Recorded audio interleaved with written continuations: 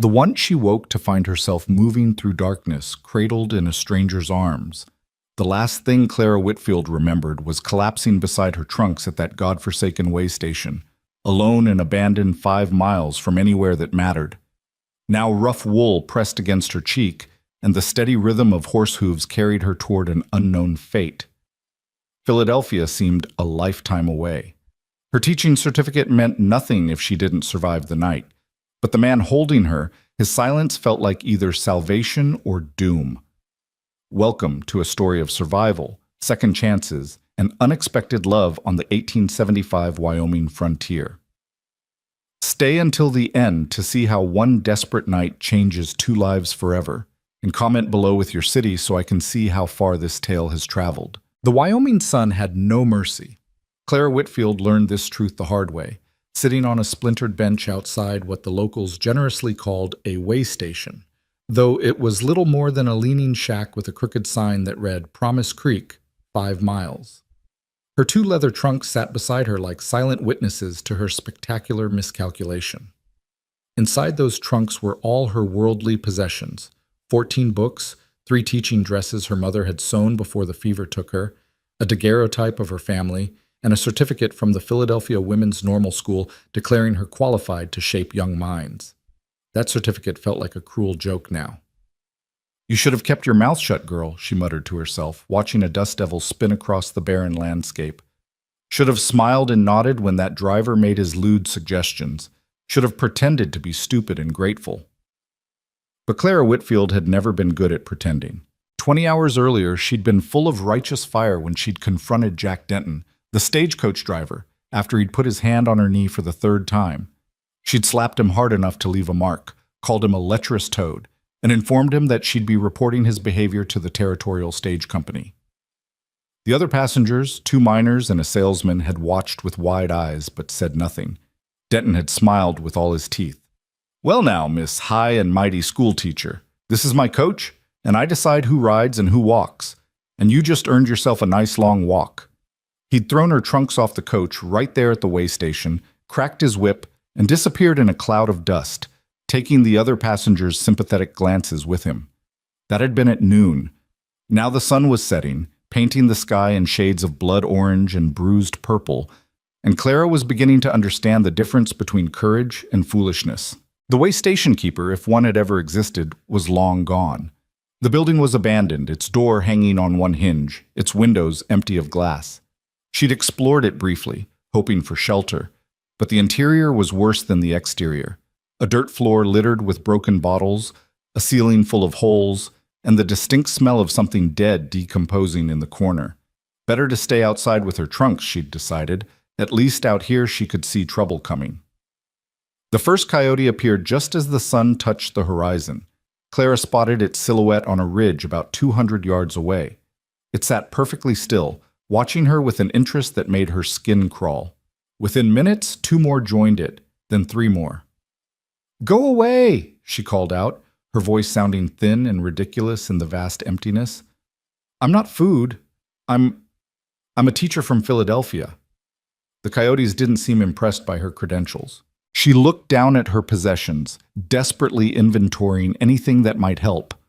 Her reticule contained exactly 37 cents, all that remained of the $3 she'd started with. Her hairpins could maybe serve as weapons if she jabbed them at... No, that was absurd. She had a small sewing kit, a handkerchief her mother had embroidered, and a letter of introduction to the Promise Creek School Board that now seemed like it had been written for someone else's life. The temperature was dropping fast. Clara wrapped her shawl tighter and tried to remember everything she'd read about surviving on the frontier.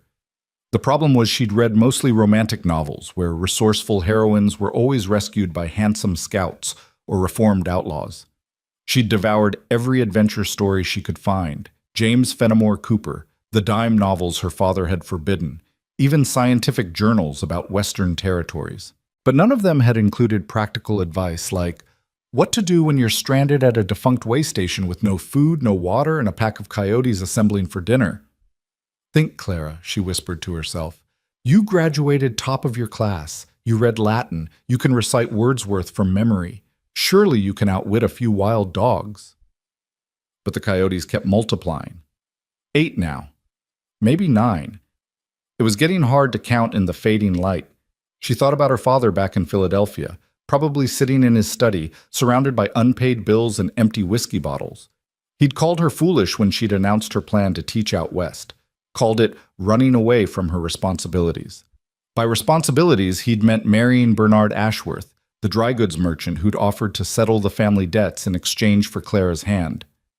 Bernard's a good man, her father had slurred. 43 isn't too old. So what if he has 7 children? You like children. You want to teach them, don't you? This is the same thing, just permanent. Clara had looked at Bernard Ashworth's thin smile and calculating eyes and seen her future. A life of servitude masquerading as marriage, endless childbearing, and the slow death of every dream she'd ever harbored. The West had seemed like salvation, a place where a woman with education and determination could build something of her own. Some salvation, she said aloud, watching the coyotes creep closer. They were bolder now, emboldened by darkness and her obvious helplessness. She stood up, making herself as large as possible, and shouted at them. "Go on! Get out of here!" They paused but didn't retreat. Their eyes caught the last rays of sunlight and glowed like copper coins. Clara's heart was hammering so hard she could hear it in her ears. She grabbed the largest piece of wood she could find, a broken slat from the way station fence, and brandished it like a club. It was ridiculous, and she knew it. If they rushed her all at once, she'd last maybe 30 seconds. The first stars were appearing overhead. The same stars, she thought distantly, that shone over Philadelphia. Her mother used to tell her that stars were the souls of good people, watching over the living. "Are you watching, Mama?" she whispered. "Because I could really use some help right now." The night swallowed the last of the twilight. The coyotes moved closer. Clara pressed her back against the way station wall, wood slat raised, ready to fight, even though she knew it was futile. Tears burned her eyes, but she refused to let them fall. If she was going to die out here, killed by wild animals or exposure, a footnote in territorial records, if that, she wouldn't die weeping. "Come on then," she shouted, her voice cracking but defiant. "I'm Clara Elizabeth Whitfield, and I'm not afraid of you." The lie tasted like ash, but she said it anyway. That's when exhaustion hit her like a physical blow. She'd been traveling for 8 days straight, trains, ferries, and stagecoaches, sleeping in fits and starts, living on bread and weak tea. The adrenaline that had kept her upright suddenly evaporated, and her legs simply gave out. She slid down the wall, landing hard beside her trunks. The coyotes crept even closer. She could see their individual faces now, their tongues lolling, their shoulders hunched forward. The alpha, the largest one, was maybe 50 feet away. Clara tightened her grip on the wood slat, but her arms felt like they were made of lead. Her vision swam. The stars overhead seemed to pulse and multiply. She thought she heard her mother's voice singing a lullaby from her childhood. "Sleep, my little one, sleep. The night is full of wonders. Sleep, my little one, sleep. Tomorrow holds no thunder." "Wrong about that, Mama," Clara mumbled. "Tomorrow holds nothing but thunder. Today, too. Thunder and coyotes and my own stupid pride." Her eyelids were so heavy. Just for a moment, she thought. Just close them for a moment. Count to 10. Then stand up and fight. She made it to 7 before sleep dragged her under. Clara would never know how long she slept. Later, she would try to piece together the timeline. Was it an hour? 2? Long enough for the night to deepen, for the temperature to plummet, for the coyotes to grow bold enough that one was sniffing her boot when the sound of wagon wheels cut through the darkness. She didn't hear them at first. Didn't hear the horse's steady hoofbeats or the creak of wood and leather.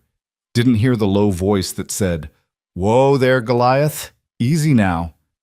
What she heard, filtering through layers of exhausted sleep, was a gunshot. Her eyes flew open to chaos. A man silhouetted against the stars, a rifle in his hands, pointing at the sky. The coyotes scattering in all directions, yelping in surprise and fear. Her own scream, raw and terrified, cutting through the night. "Easy!" The man lowered the rifle immediately, hands up in a gesture of peace. "Easy now. I'm not here to hurt you." Claire's back was pressed against the way station wall, her makeshift club raised in trembling hands. Her heart felt like it might explode. "Stay back!" "I will. I am." His voice was deep, calm, the kind of voice you'd use with a spooked horse. "Just scared off those coyotes. They won't bother you now." Her eyes were adjusting to the darkness. She could see him better now, a tall man, broad-shouldered, wearing a wide-brimmed hat and a canvas duster. His face was shadowed, but his posture was non-threatening, almost gentle. Behind him stood a large draft horse hitched to a sturdy wagon. "Who are you?" Clara demanded, trying to keep her voice steady. "What do you want?" "Name's Elias Merrick. I'm heading into Promise Creek. My ranch is just beyond it. Saw you from the road." He gestured to her trunks, her disheveled appearance. "Looks like you've had a rough day." "I'm fine." The words came out automatically, absurdly. She was very obviously not fine. "The stagecoach will be back for me." Even in the darkness, she could sense his skepticism. "Miss, that way station's been abandoned for 2 years. No coach is coming back tonight. Maybe not tomorrow either, depending on who you angered." The truth of it hit her like cold water. She'd been telling herself that Denton would cool off, that he'd send someone back for her, but of course he wouldn't. Men like Jack Denton didn't forgive public humiliation. "I can't." She swallowed hard. "I can't pay you. I have 37 cents, that's all." "I'm not asking for money." Elias Merrick took a slow step forward, moving into a patch of moonlight. Clara caught a glimpse of a weathered face, strong features, eyes that looked tired but kind. "It's going to freeze tonight. Those coyotes will come back. You'll die out here if you stay." "I could die if I go with you."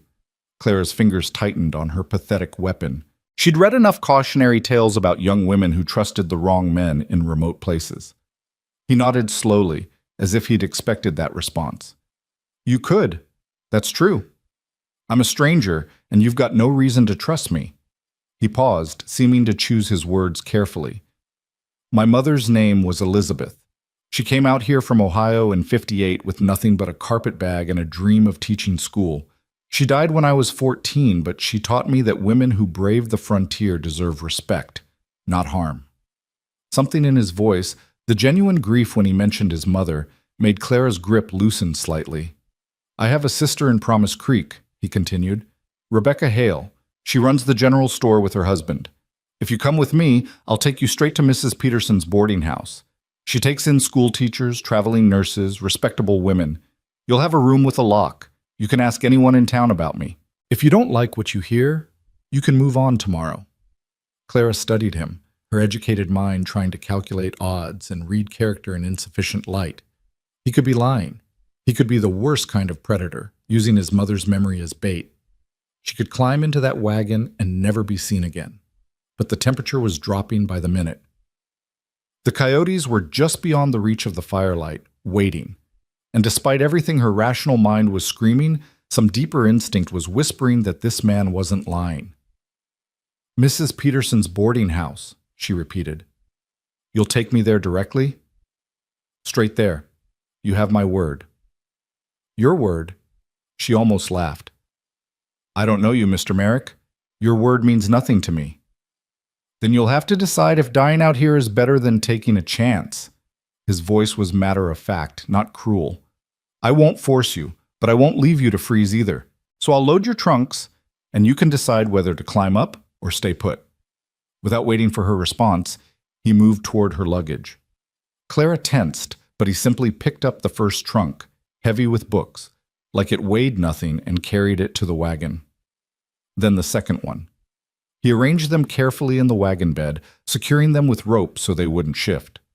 The whole time he kept his distance from her, kept his movements slow and predictable. It was, she realized, exactly how you'd behave around something wild and frightened. When he finished, he walked back to the front of the wagon and climbed onto the seat. He picked up the reins, then turned to look at her one last time. "There's a blanket in the back. It's cold but clean. If you change your mind, there's room." Then he clicked his tongue, and the big horse started moving. Clara watched the wagon begin to pull away, watched her trunks, her entire life, disappear into the darkness. In 30 seconds, she'd be alone again. In 30 seconds, she'd have chosen death by pride over the terrifying uncertainty of trust. "Wait!" The word burst out of her before conscious thought. "Wait, please!" The wagon stopped. Clara grabbed her reticule, abandoned the useless wood slat, and ran toward the wagon on legs that shook with relief and terror. Elias Merrick didn't move, didn't reach down to help her, just waited while she climbed awkwardly onto the wagon bed, nearly falling twice before she managed to settle among her trunks. "Smart choice," he said quietly, then clicked to the horse again. As the way station disappeared behind them, Clara pulled the promised blanket around her shoulders. It smelled like horse and hay and wood smoke, clean, honest smells. She was shaking, but not entirely from cold. She'd just put her life in the hands of a complete stranger. God help her, she'd just chosen to trust. The journey to Promise Creek took nearly an hour, though it felt like both an eternity and no time at all. Clara huddled in the wagon bed, surrounded by her trunks, watching the stars wheel overhead. Elias Merrick drove in silence, giving her space to breathe and think. The wagon rocked gently over the rutted road. The horse, Goliath he'd called it, plodded steadily onward, its massive hooves finding purchase even in darkness. Clara found herself studying the back of Elias's head, the set of his shoulders. He sat straight but not rigid, moving with the wagon's rhythm like he'd been born to it. "Mr. Merrick?" Her voice sounded strange after so much silence. "Ma'am? Why were you out here? At this hour?" "Been visiting a sick horse at the Anderson place. Their mare was colicky, touch and go for a while, but she pulled through." He glanced back briefly. "Was planning to camp on the trail, but something told me to push on home. Guess I know why now." "Divine intervention?" Clara heard the skepticism in her own voice. "Call it what you want. My mother would have said the same thing, that God puts people where they need to be." A pause. "Don't know if I believe that anymore, but I'm glad I listened to the feeling." They fell silent again. Clara wrestled with the urge to keep talking, to fill the darkness with words that might reveal more about this man's character. But she was so tired, and the wagon's rocking was oddly soothing, and the blanket was warmer than she'd expected. Her eyes drifted closed. When she jerked awake, heart pounding, disoriented, the wagon had stopped. They were on a slight rise, and spread below them was a collection of lights that could only be Promise Creek.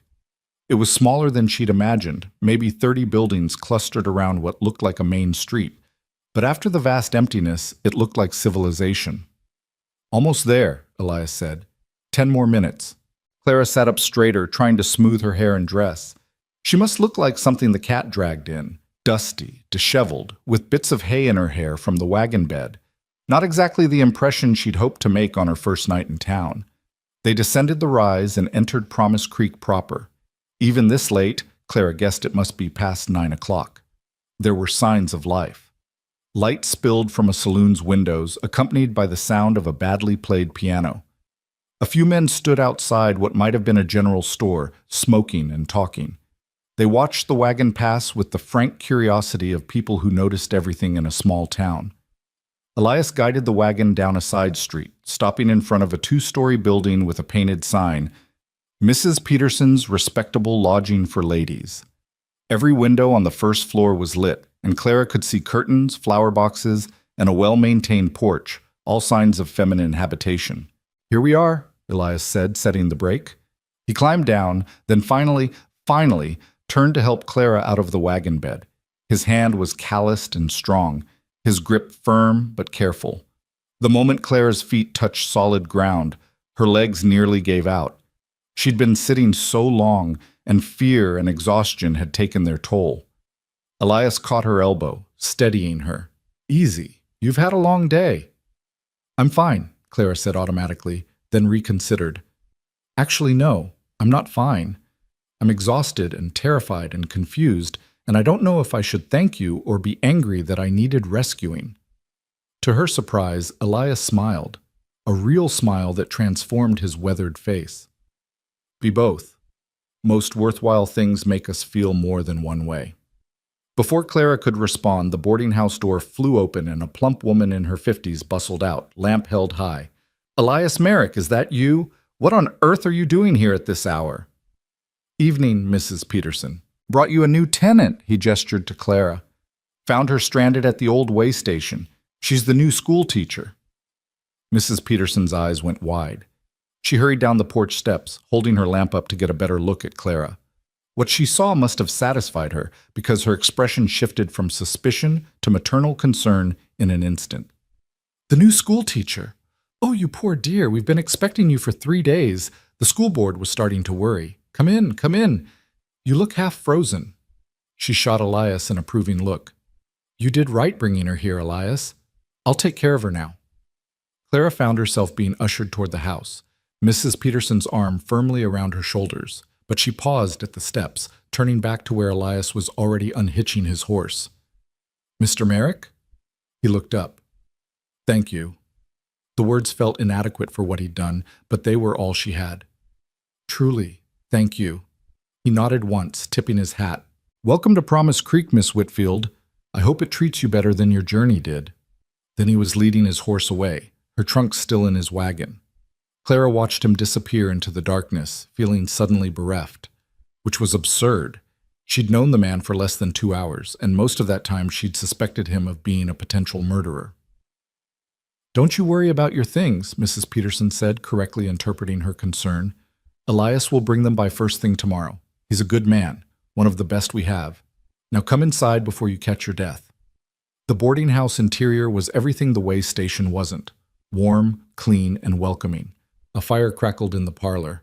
The walls were papered in cheerful yellow. The air smelled like bread and coffee and furniture polish. "I have 37 cents, Clara said, the words tumbling out in a rush. "That's all. But the school board promised me room and board as part of my contract, and I can work to pay for anything extra. I can cook or clean or—" "Hush now." Mrs. Peterson guided her to a chair near the fire. "The school board pays me directly for your room. You don't owe me a penny. Sit there while I heat some soup and water for a bath." Clara sank into the chair, and the moment she stopped moving, everything hit her at once. The fear, the exhaustion, the bizarre surreality of the past 12 hours. Her hands started shaking, then her whole body. She wrapped her arms around herself, trying to hold it together, but a sob escaped anyway. "There now." Mrs. Peterson reappeared, pressing a cup of hot tea into Clara's hands. "You've had a terrible fright. Let it out, dear. These walls have seen plenty of tears. Most of them wash away by morning." So Clara cried. She cried for her mother, dead 3 years but still missed every day. She cried for her father's weakness and her own desperate flight. She cried for the girl who'd left Philadelphia full of hope and the woman who'd fallen asleep beside her luggage expecting to die. And then, finally, she cried from relief. She was alive. She was safe. Tomorrow she'd begin her new life as a teacher in Promise Creek. Tonight, she'd survived. Mrs. Peterson let her cry, occasionally patting her shoulder and refilling her tea. When the storm finally passed, Clara wiped her eyes and looked up at her hostess. "I'm sorry, that was unprofessional." "Nonsense, that was human." Mrs. Peterson settled into the opposite chair with her own cup of tea. "Now, tell me what happened. Start from the beginning, and don't leave anything out." So Clara did. She told her about Jack Denton's wandering hands, her foolish courage, being abandoned at the way station, the coyotes, the bone-deep terror, falling asleep expecting never to wake. And then Elias Merrick appearing like something out of a storybook, his quiet competence, his mother the teacher, his careful distance that had somehow convinced her to trust him. Mrs. Peterson listened without interrupting, her face grave. When Clara finished, she shook her head. "That Jack Denton is a piece of work. It's not the first time he's pulled something like this, though usually he just overcharges or takes a longer route. Abandoning a young woman alone." She pressed her lips together. "The territorial stage company will hear about this, you mark my words." "Will they do anything?" "Probably not, but they'll know and word spreads. Sometimes that's enough." Mrs. Peterson stood. "Now, that water should be hot. Let's get you cleaned up and into bed. Everything else can wait for morning." The bath was the most wonderful thing Clara had experienced in weeks, Mrs. Peterson had set up the copper tub in a small room off the kitchen, filled with steaming water that smelled faintly of lavender. Clara scrubbed away days of travel grime, finger-combed the tangles from her hair, and emerged feeling almost human. Mrs. Peterson had laid out a clean nightgown. "Belonged to my daughter before she married. and led Clara upstairs to a small room at the end of the hall. It was simple but charming. A narrow bed with a patchwork quilt, a small desk under the window, a wardrobe, and a washstand. A lamp burned on the bedside table, and someone had placed a vase of dried wildflowers on the desk. "It's perfect," Clara whispered. "It's yours for as long as you need it." Mrs. Peterson pulled back the quilt, revealing crisp white sheets. "The school is a 10-minute walk down Main Street. I'll show you in the morning. Sleep as late as you like. The school board doesn't expect you to start until Monday, and today's only Thursday." Clara climbed into bed, and the moment her head touched the pillow, she felt herself beginning to drift. But a thought pulled her back. "Mrs. Peterson, you said Elias Merrick is a good man. How do you know?" The older woman smiled. "Because I've known him since he was a boy. Watched him grow up after his mother passed.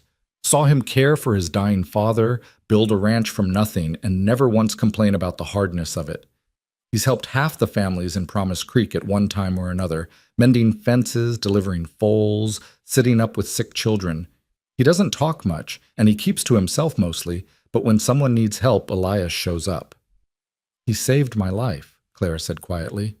"He did, and he'll never mention it again. That's not his way. But you'll see him around town. He comes in for supplies every week or so." Mrs. Peterson moved toward the door, then paused. "Get some rest, Miss Whitfield. You're safe now. Whatever chased you out here, whatever you left behind, it can't touch you in Promise Creek unless you let it." Then she was gone, taking the lamp and leaving Clara in darkness broken only by moonlight through the window.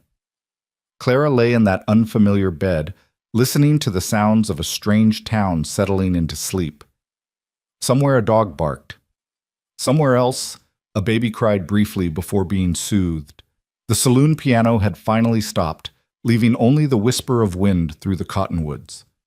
She thought about Philadelphia, about the life she'd fled, about Bernard Ashworth's thin smile and her father's disappointed eyes, about her mother's grave in Laurel Hill Cemetery, the headstone reading Elizabeth Sarah Whitfield, beloved wife and mother.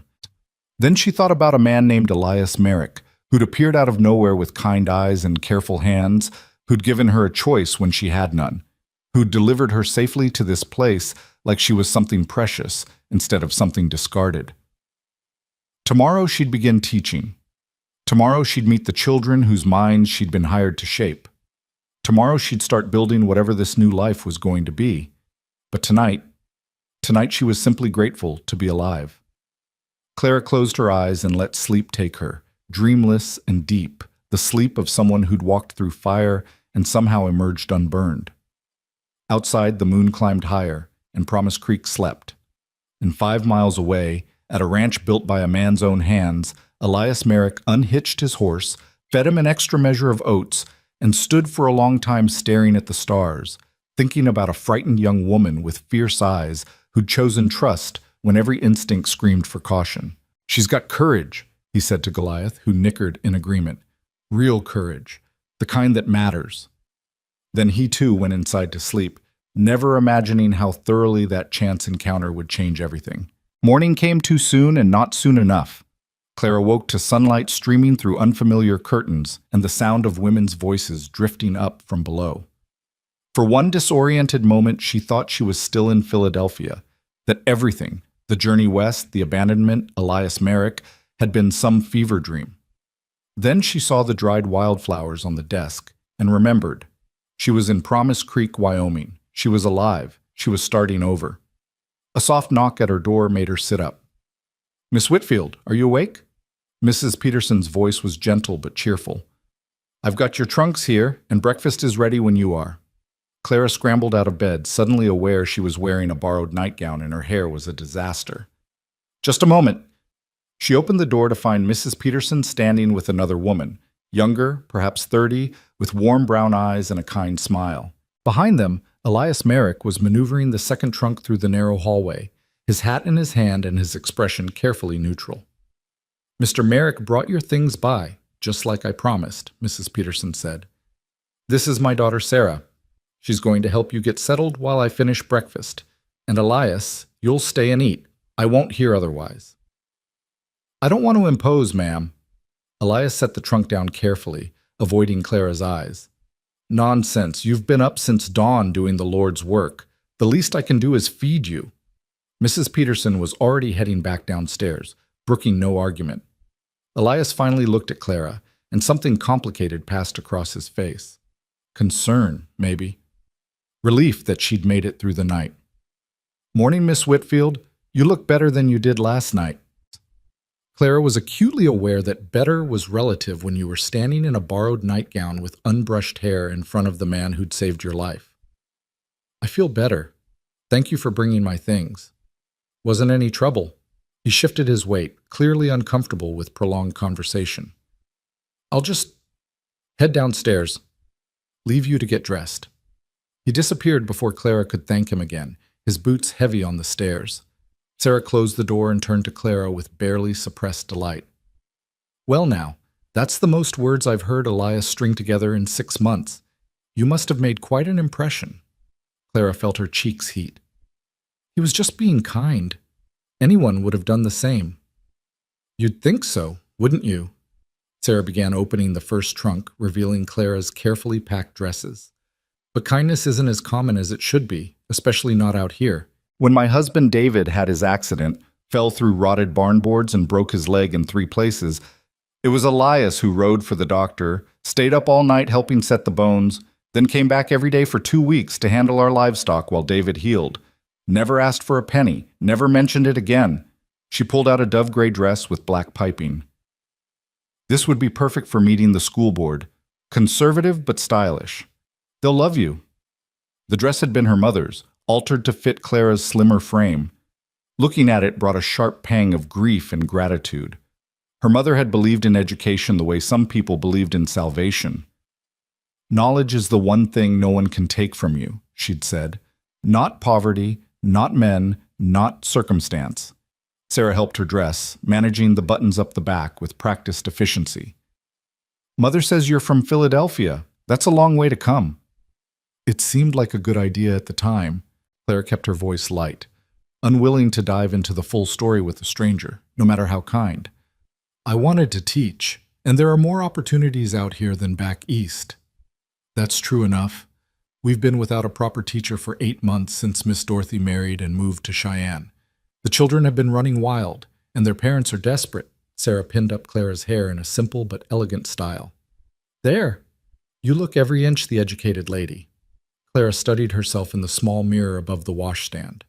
The woman staring back looked competent, composed. Nothing like the terrified girl who'd collapsed at a way station. It was amazing what a night's sleep and clean clothes could accomplish. Downstairs, Mrs. Peterson's dining room held a long table set for 6. 3 of the seats were occupied by women Clara hadn't met yet, all younger than Mrs. Peterson, all watching her with frank curiosity as she entered. Elias sat at the far end, looking deeply uncomfortable, his large frame making the delicate chair seem comically small. "Ladies, this is Miss Clara Whitfield, our new teacher," Mrs. Peterson announced, setting down a platter of eggs and bacon. "Clara, this is Miss Annie Davis. She works at the general store. Mrs. Martha Green, who does alterations and dressmaking, and Mrs. Helen Winters, our postmistress." A chorus of greetings followed, warm but assessing. Clara understood immediately that she was being evaluated, weighed, measured against whatever expectations small-town Wyoming held for teachers. She smiled and took the empty seat, which happened to be directly across from Elias. "Miss Whitfield had quite an adventure getting here," Mrs. Peterson continued, passing around biscuits. "That Jack Denton abandoned her at the old way station for defending herself against his inappropriate advances." The reaction was immediate and vocal. Annie Davis, a sharp-featured blonde, gasped. Martha Green, plump and maternal, looked genuinely distressed. Helen Winters, gray-haired and severe, pursed her lips in disapproval. "That man is a menace," Helen declared. "This isn't the first time either. Last year he charged the widow Morrison double the fare and left her luggage in Laramie. But the territorial company won't do anything because he's got a contract." "Someone should shoot him," Annie said matter-of-factly, reaching for the butter. "Just saying what we're all thinking." "Annie!" Martha looked scandalized. "Well, it's true. Men like that don't learn unless there are consequences." Annie turned her sharp gaze on Clara. "Good for you standing up to him. Most women don't." Clara picked at her eggs, appetite suddenly gone. I'm not sure it was worth nearly dying over. But you didn't die. This from Elias, who'd been silent until now. Everyone turned to look at him. You stood up for yourself. And then when help came, you were smart enough to take it. That's worth something. The approval in his voice made something warm bloom in Clara's chest. She met his eyes across the table and saw understanding there. Not pity, not condescension, just recognition of one survivor to another. Mrs. Peterson cleared her throat meaningfully. Elias, when you're done eating, would you mind walking Miss Whitfield to the schoolhouse? She should see it before Monday, and you're headed that direction anyway. Elias's ears turned slightly red, but he nodded. Be happy to. The rest of breakfast passed in a blur of questions about Philadelphia, teaching methods, and whether Clara could play piano, a little, or organize a Christmas pageant. I'll certainly try. By the time the meal ended, Clara felt like she'd been interviewed by a benevolent firing squad. These women were clearly the social gatekeepers of Promise Creek, and she'd just passed some invisible test. As the others dispersed to their various duties, Clara retrieved her shawl from upstairs. When she came back down, Elias was waiting on the porch, hat in hand, looking out at the street with that same quiet watchfulness she'd noticed the night before. You don't have to do this, Clara said, joining him. I'm perfectly capable of finding the schoolhouse myself. I know you are. Mrs. Peterson asked me to walk with you, and I don't say no to Mrs. Peterson. A hint of a smile. Nobody does.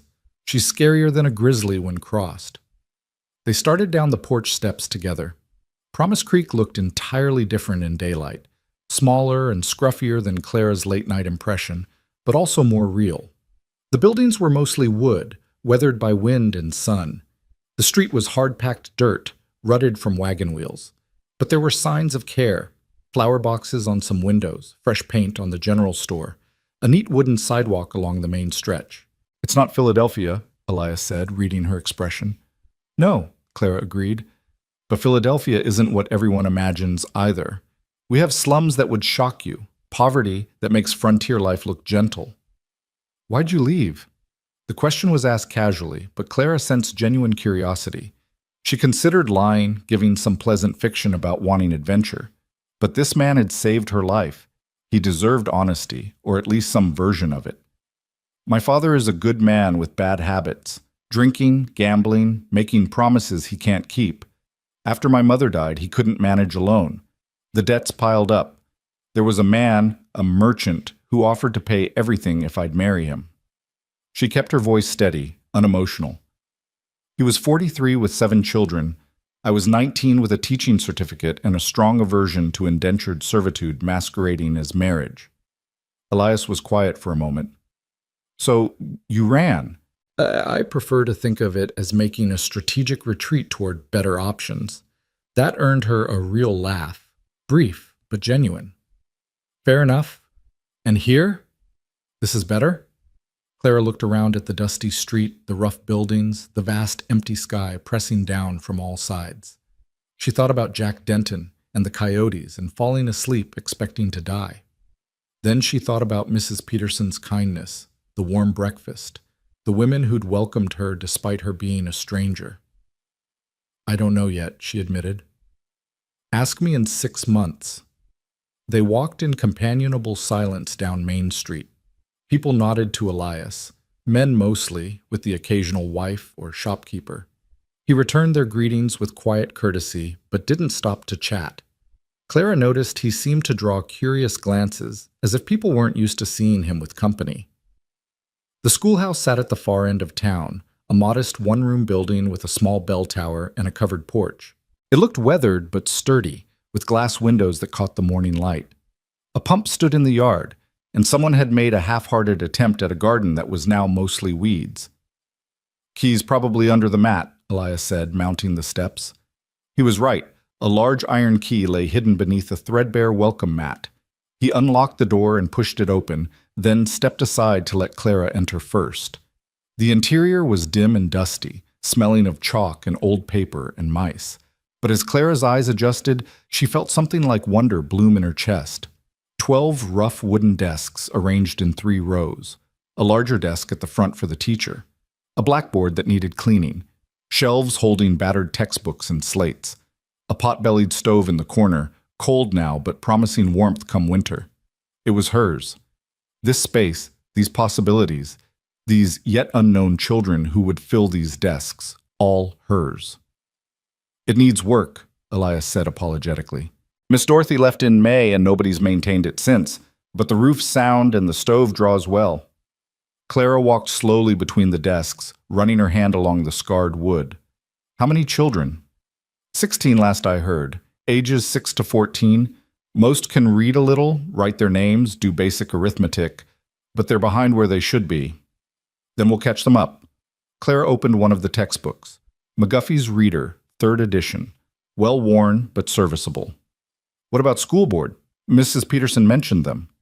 3 men. Reverend Aldrich, who's harmless but long-winded, Samuel Hayes, who owns the feed store and cares mostly about practical education, and Judge Crawford, who actually runs things. Elias leaned against the doorframe, arms crossed. Crawford's fair but exacting. He'll expect regular reports on the children's progress. But if you do right by the kids, he'll support you against any parent complaints. Clara absorbed this, mentally filing away the political landscape she'd need to navigate. When will I meet them? Tomorrow, most likely. Word spreads fast here. They probably already know you arrived. He paused. They'll want to know about Jack Denton, whether you plan to file a formal complaint. Should I? Depends. You'd be within your rights, and most folks would support you. But Denton has friends, and some of them sit on the territorial council. Could make things complicated for you professionally. Clara turned to face him fully. Are you suggesting I stay silent? Let him get away with it? I'm suggesting you think carefully about battles worth fighting. You just got here. You haven't even met your students yet. Starting off with a public controversy might not be the best introduction. Elias held up a hand before she could interrupt. I'm not saying he doesn't deserve consequences. I'm saying maybe you establish yourself first. Show them you're a damn good teacher. Well, then, if you want to take on Jack Denton, you'll have the whole town behind you instead of just half. It was pragmatic advice, and Clara hated that it made sense. She wanted righteous justice, wanted Denton punished for his cruelty. But Elias was right. She couldn't afford to make enemies before she'd made allies. Fine, she said tightly. I'll wait. But I won't forget. Didn't think you would. Elias pushed off from the doorframe. You'll need supplies, chalk, paper, new textbooks if the school board will pay for them. The general store's on Main Street. Tell Rebecca I sent you. She's my sister, and she'll treat you fair. Clara blinked at this new information. Your sister runs the general store? Her and her husband, Tim. They've been here 5 years, got 2 little ones. He pulled the door closed behind them as they stepped back outside. Rebecca's sharp as a tack. Don't let her talk you into buying things you don't need, but do listen when she makes suggestions. She knows this town better than anyone. They walked back toward the boarding house, the morning sun climbing higher. Clara's mind was already churning with plans, lessons to prepare, supplies to inventory, a classroom to clean and organize. She was so absorbed in thought that she nearly walked past Mrs. Peterson's without stopping. Miss Whitfield? She turned. Elias had stopped at the gate, hat in his hands again, that same careful expression on his weathered face. Yes? If you need anything at all, Mrs. Peterson knows how to reach me. My ranch is about 3 miles north of town. I'm not much for socializing, but I'm good at fixing things. Broken stoves, stuck windows, whatever. He looked uncomfortable, like he'd said too much. Just, you're new here, and this place can be harder than you expect. Clara studied him in the full light of day. This man who'd materialized from darkness to save her, who'd been nothing but respectful and kind, who was now offering continued help with no expectation of payment or favor. He couldn't be more than 35, she thought, but he had the bearing of someone who'd lived harder than his years suggested. Why are you helping me? The question emerged before she could stop it. You don't know me. I'm just another stranger passing through. Elias was quiet for a long moment, his eyes distant. When he finally spoke, his voice was soft. My mother came out here alone, young, educated, full of hope. The town mostly welcomed her, but there were a few who made it hard, questioned her methods, spread rumors, Made her feel like she didn't belong. She nearly left twice in that first year. But she stayed. She stayed because a few good people stood by her, reminded her why she came, helped her through the hard parts. He met Clara's eyes. I figure that's what we're supposed to do, pass along the kindness we've received. And you remind me of her, same fire, same stubbornness, same determination to make something of yourself no matter what it costs. Before Clara could respond, and she had no idea what she would have said, Elias tipped his hat, turned, and walked away toward where his horse was tied outside the boarding house. She watched him mount up, watched him ride down Main Street with that same easy competence he brought to everything, watched him disappear around a corner. Well, she murmured to herself, this is going to be complicated. The rest of the day passed in a whirlwind of activity. Clara met the school board that afternoon. Reverend Aldrich was indeed long-winded, delivering a 15-minute speech about moral education before she could get a word in. Samuel Hayes was brusque and practical, wanting assurance she could teach basic math and writing. Judge Crawford, a silver-haired man with sharp eyes, asked pointed questions about her training, her philosophy, and her expectations. Miss Whitfield, he said finally, leaning back in his chair, you're young. You're inexperienced in frontier teaching. You're a woman alone in a rough territory. Some would say you're ill-equipped for this position. Clara lifted her chin. Some would be wrong, Your Honor.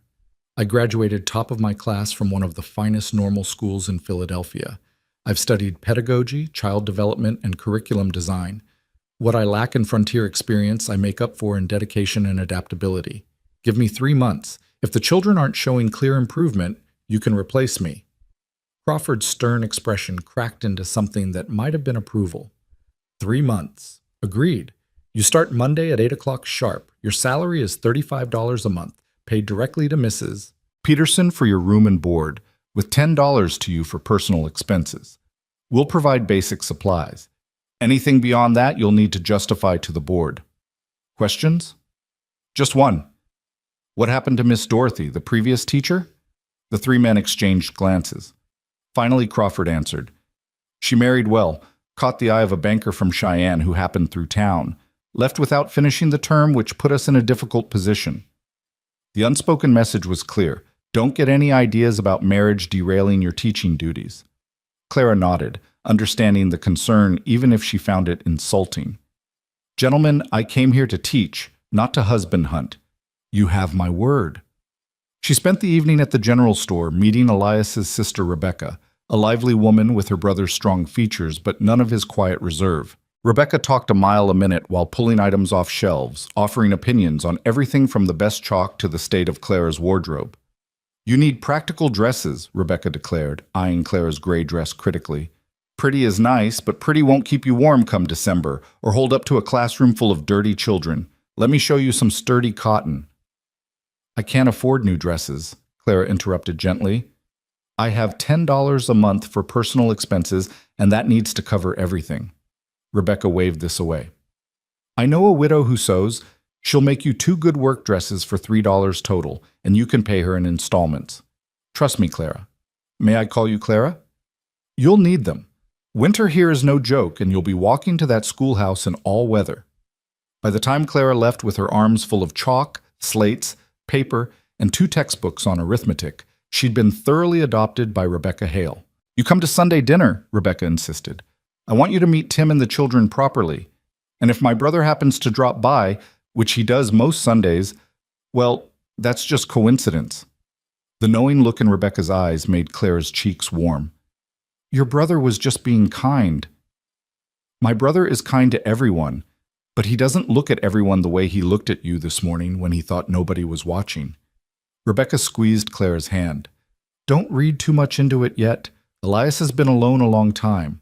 But don't dismiss it either. Good men are rare, and that one's the best I know.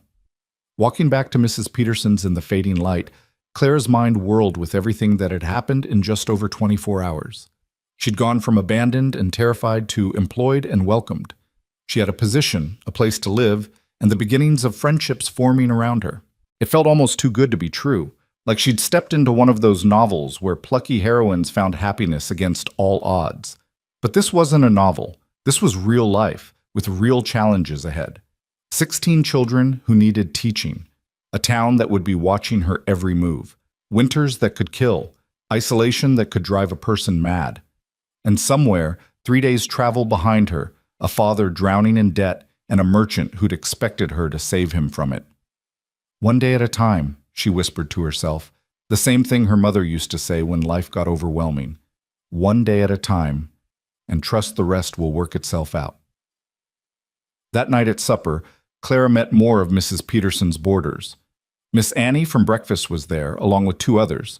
Miss Sophie Chen, a young Chinese woman who worked as a seamstress, and Mrs. Violet Nash, a war widow who ran Promise Creek's tiny library out of her front parlor.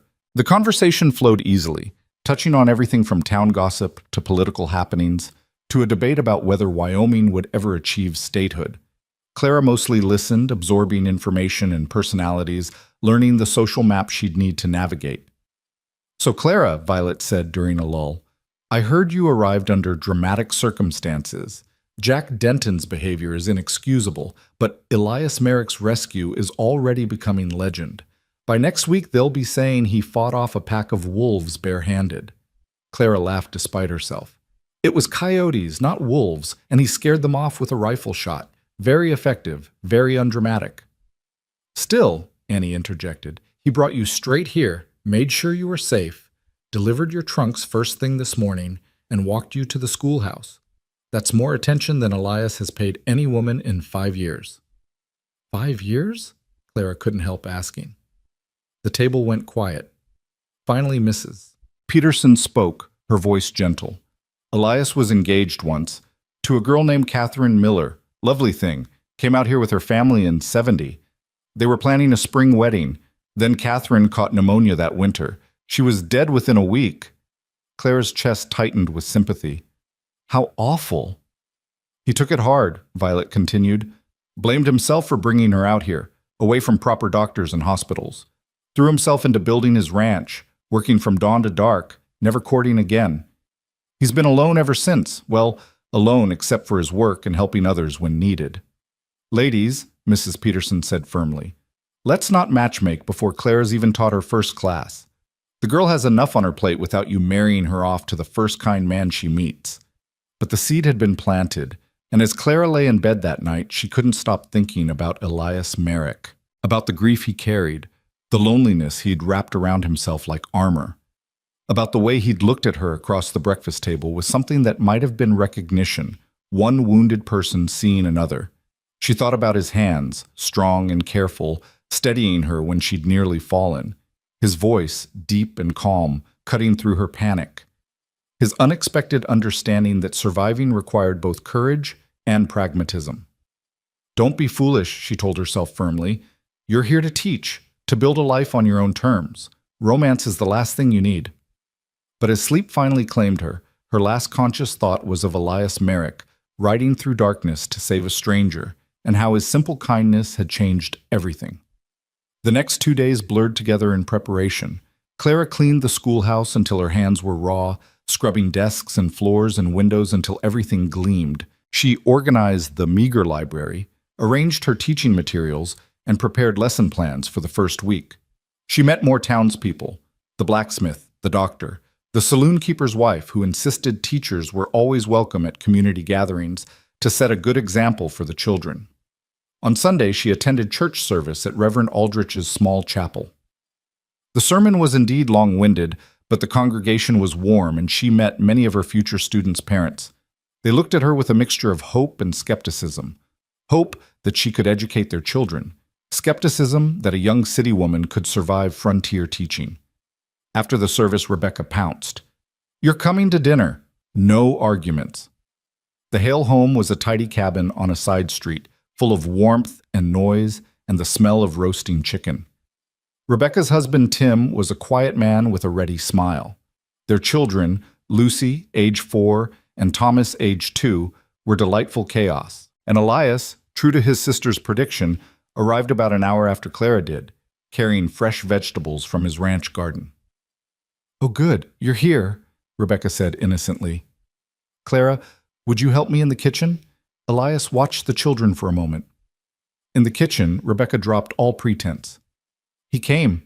He never comes to Sunday dinner 2 weeks in a row, but he's here." And he brought the good vegetables, the ones he usually saves for himself. Rebecca, we're not, Clara struggled for words. I know. Too soon, too presumptuous, mind my own business. Rebecca checked the chicken, not remotely chastened. But Clara, my brother is the best man I know, and he's been half alive since Catherine died. If you can make him fully alive again, even just as a friend, I'll consider you a miracle worker. Dinner was comfortable, full of easy conversation and children's laughter. Clara found herself relaxing in a way she hadn't since leaving Philadelphia, the simple domesticity soothing something raw inside her. Elias was more talkative with his family, teasing Rebecca gently and letting little Lucy climb all over him while he ate. After the meal, while Rebecca and Tim put the exhausted children down for naps, Claire and Elias found themselves alone on the porch. The afternoon sun was warm, the street quiet with Sunday stillness. Your sister is subtle as a stampede, Clara said dryly. Elias chuckled. She means well. Just ignore her when she gets like this. She loves you. It's sweet, even if it's mortifying. They sat in silence for a while, watching a dog chase a chicken down the dusty street. Finally, Elias spoke. You start tomorrow. You nervous? Terrified, Clara admitted. What if they hate me? What if I can't reach them? What if I'm not good enough? You'll be fine. His certainty was oddly comforting. They're just kids. Treat them with respect. Expect their best, and they'll surprise you. You sound like you know from experience. My mother. I watched her teach for years before she died. Saw how she could take a sullen boy who hated books and turn him into someone who read for pleasure. How she made learning feel like discovery instead of drudgery. He smiled faintly. I was that sullen boy, by the way. Hated school until she showed me it wasn't about memorization. It was about understanding the world. Clara turned to look at him fully. What happened to her? If you don't mind me asking. Fever. Same as a lot of people out here. Sickness comes and there's no doctors close enough or good enough to fight it. His voice was matter of fact, but Clara heard the old pain underneath. She lasted 3 days, kept telling me to keep learning, keep growing, keep helping people. Then she was gone. I'm sorry. It was a long time ago. He stood, clearly done with emotional conversation. I should head back. Goliath needs feeding, and I've got fences to mend tomorrow.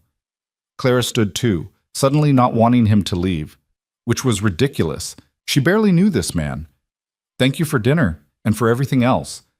I know I keep thanking you, but you don't need to keep thanking me. Elias settled his hat on his head. Just be a good teacher. That's thanks enough.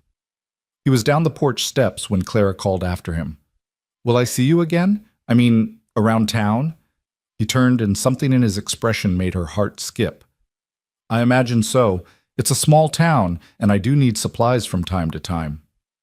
Then he was gone, riding off toward his ranch, leaving Clara standing on his sister's porch wondering what exactly had just happened and why she felt so disappointed to see him go. That evening, back at Mrs. Peterson's, Clara laid out her clothes for the morning.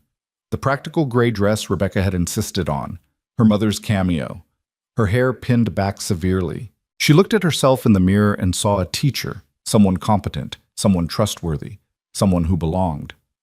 Tomorrow, she whispered to her reflection. Tomorrow, it all really begins. And despite the fear, despite the uncertainty, despite everything she'd left behind and everything still unknown ahead, Clara Whitfield smiled. Because for the first time in her 19 years, she was exactly where she wanted to be, doing exactly what she dreamed of doing, with a whole life waiting to be built from nothing but hope and determination. The frontier had tried to kill her. Instead, it had freed her. And tomorrow, she'd start proving that she deserved that freedom. The first child arrived at 7:30, a full half hour before school was meant to begin.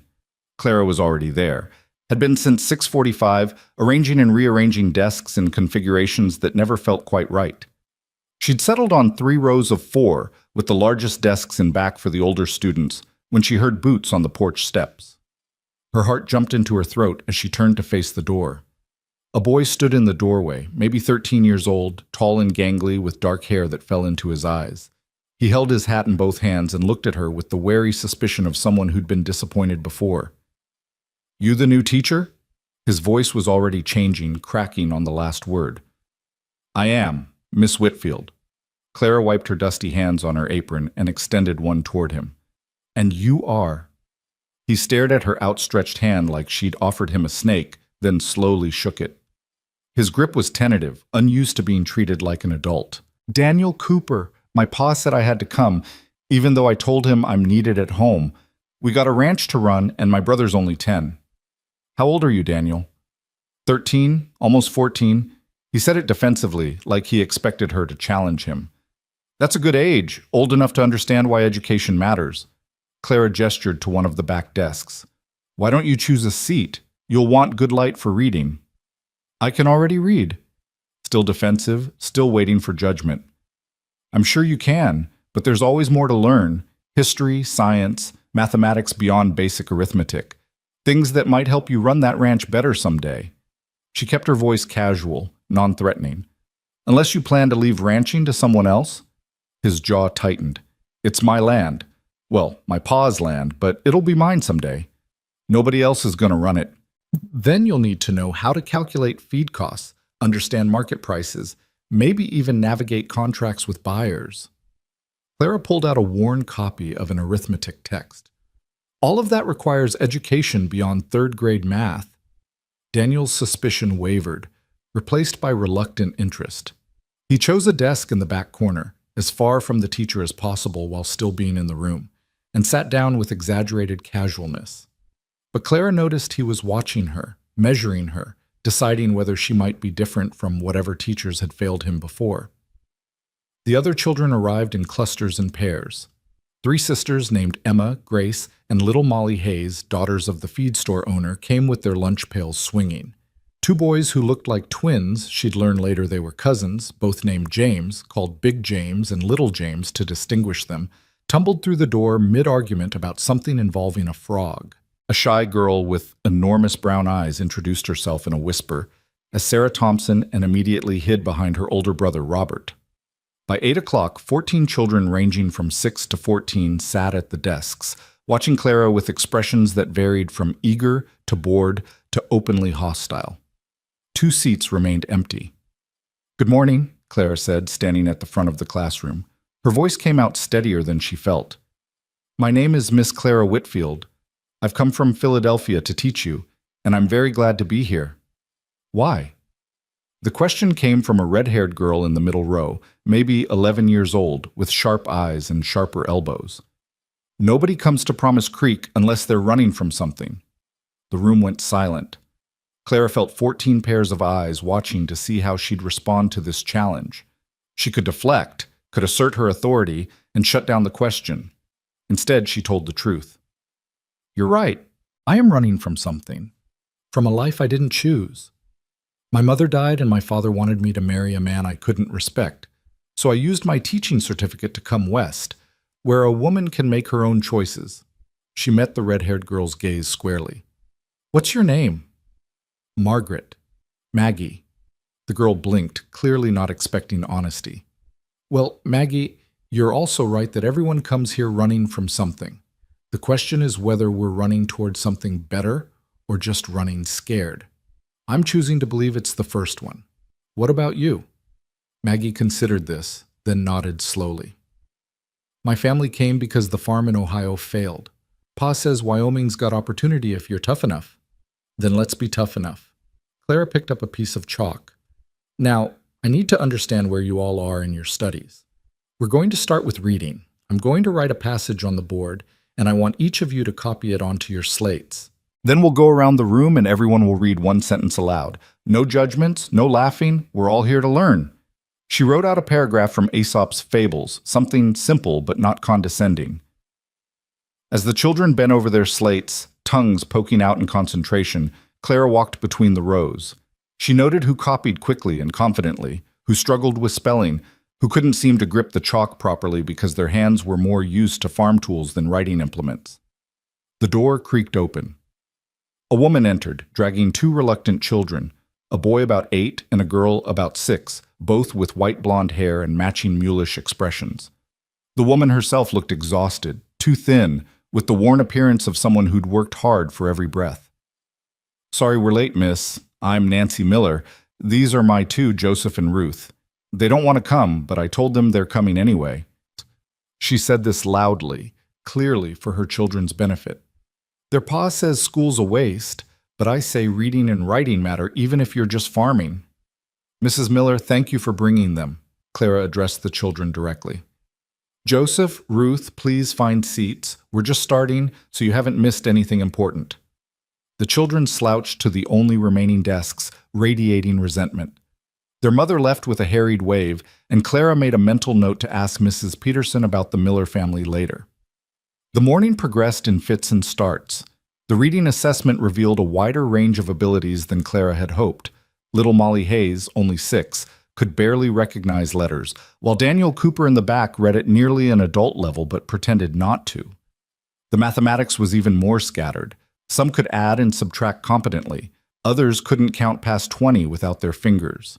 But through it all, Clara felt something unexpected. Joy.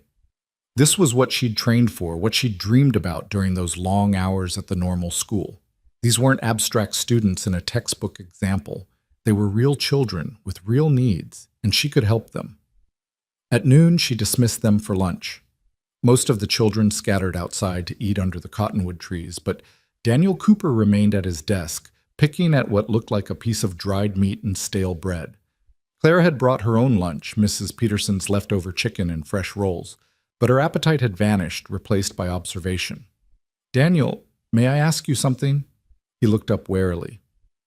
I guess. You read better than anyone else in this room. You understood the geometry problem I put on the board that stumped the others. So why are you pretending to be less capable than you are? His face flushed. Don't know what you mean. Yes, you do. Clara sat on the edge of her desk, keeping her voice gentle. You're afraid if you show how smart you are, the other boys will think you're different. Or maybe you're afraid your father will keep you home if he knows you don't need school anymore. The accuracy of her guess showed on Daniel's face. He stared at his lunch, jaw working. My pa says educated men are soft. Says ranching takes muscle, not books. Your pa's wrong, Clara said it bluntly, without apology. The most successful ranchers are the ones who understand business, who can negotiate, who know enough science to improve their herds. Being smart doesn't make you soft. It makes you dangerous to people who want to take advantage of you. Daniel's eyes snapped up to hers, startled by her vehemence. You really believe that? I know that. Back in Philadelphia, I watched educated men run circles around good, honest people who didn't have the knowledge to protect themselves. Your father might be the strongest man in Wyoming, but if he can't read a contract, someone will cheat him eventually. Something shifted in Daniel's expression. The defensive walls came down just slightly. What if I stayed after sometimes, helped you with the little ones in exchange for, I don't know, harder lessons? Clara felt a surge of triumph that she carefully hid. That sounds like a fair arrangement. We could start with advanced mathematics, then maybe Latin if you're interested. Latin's a dead language. What good is that? Latin's the root of half the languages in the world and most scientific terminology. Learn Latin, and you can figure out what words mean just by breaking them down. It's like having a secret code. She paused. But if you'd rather stick with mathematics, that's fine too. No, Daniel shifted uncomfortably. Latin sounds interesting, I guess. The afternoon session focused on history and writing. Clara told them about the Revolutionary War, not as dry facts, but as stories. Ordinary people facing impossible odds, making choices that changed everything. She watched the children lean forward, caught up despite themselves. Even Joseph Miller, who'd scowled all morning, looked interested when she described the winter at Valley Forge. Why'd they stay? Little James asked. If it was so bad, why didn't they just go home? Because some things matter more than comfort. They believed in something, in freedom, in the right to govern themselves, and they decided that belief was worth suffering for. Clara looked around the room. Every one of you comes from people who made that same choice. Your parents and grandparents came west because they believed the freedom and opportunity here was worth the hardship. That makes you brave by inheritance. Emma Hayes raised her hand timidly. Miss Whitfield, my ma says you came here all alone, that you didn't have a husband or family to bring you. Is that true? Clara hesitated, aware she was being tested again. It's true. I came alone because I wanted to teach, and there were no positions available in Philadelphia. Sometimes courage means doing things alone until you find people worth doing them with. Weren't you scared? This from Ruth Miller, speaking for the first time all day. Terrified. Still am sometimes. But fear doesn't mean you're not brave. It means you're doing something that matters. Clara smiled at the little girl. You were scared to come to school today, weren't you? Ruth nodded, wide-eyed. But you came anyway. That's courage. By the time 3 o'clock arrived and Clara dismissed the class, she was exhausted in a way that had nothing to do with physical labor. Her throat was raw from talking, her hand cramped from writing on the board, and her mind felt wrung out from the constant attention required to teach 14 different students at 14 different levels simultaneously. But as she watched them file out, Daniel Cooper pausing at the door to give her a small nod, Maggie declaring loudly that school wasn't completely terrible, little Ruth Miller actually smiling. Clara felt something suspiciously like triumph. She'd survived her first day. More than that, she might have actually reached them. The next 3 weeks blurred together in a pattern that became both exhausting and exhilarating. Clara woke before dawn, walked to the schoolhouse while the streets were still empty, and prepared lessons by lamplight. The children arrived in their predictable patterns, Daniel Cooper early and pretending not to care, the Hayes sisters punctual and pressed, the Miller children dragged in by their determined mother, Joseph still sullen but gradually less so. She discovered that Maggie had a gift for mathematics, solving complex problems faster than students twice her age. Big James, despite his rowdy behavior, could draw with remarkable precision and had an eye for natural science. Sarah Thompson whispered her answers but always got them right, possessing a memory that seemed to capture every word Clara spoke. Even Joseph Miller, hostile and resistant, showed unexpected talent for storytelling when she asked the class to write about their families. My pa came here with nothing but a wagon and a dream, he wrote in painful, labored script. Ma says dreams don't feed kids, but Pa says dreams make the work worth doing. I don't know who's right, maybe both. Clara had to blink back tears when she read it. These children, rough and unpolished as they were, carried their parents' hopes and their own hidden gifts. It was her job to help them discover what they could become. The townspeople watched her progress with keen interest. Parents stopped her on the street to ask about their children. Judge Crawford appeared one afternoon to observe her teaching, sitting in the back for an hour before nodding his approval and leaving without comment. Reverend Aldrich asked her to prepare a special Christmas reading for the church service, calling it an opportunity for the children to demonstrate their progress.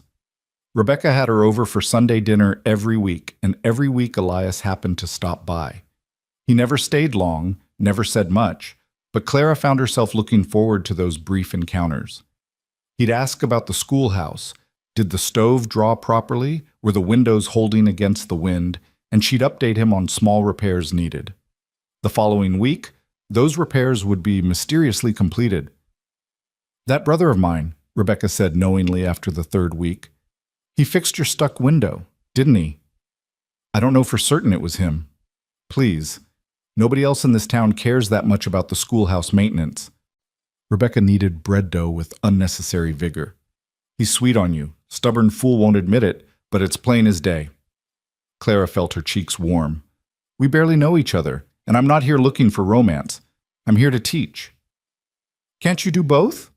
Rebecca shaped the dough into loaves with practiced hands. Or are you one of those modern women who think marriage means giving up everything else? I think marriage means giving up control of your life to a man who may or may not respect your ambitions. Clara's voice came out sharper than she'd intended. I watched my mother subordinate everything to my father's needs. Her intelligence, her dreams, her health, all sacrificed to keep him comfortable. And when she died, he looked for another woman to take her place and make his life easy. Rebecca's hand stilled. Your mother must have been a remarkable woman. She was. She taught me to read before I was 4. She's the reason I became a teacher. Clara stared at the flour dusting the table. I won't let anyone make me smaller, not even for love. Elias wouldn't make you smaller. Rebecca's voice was soft but certain.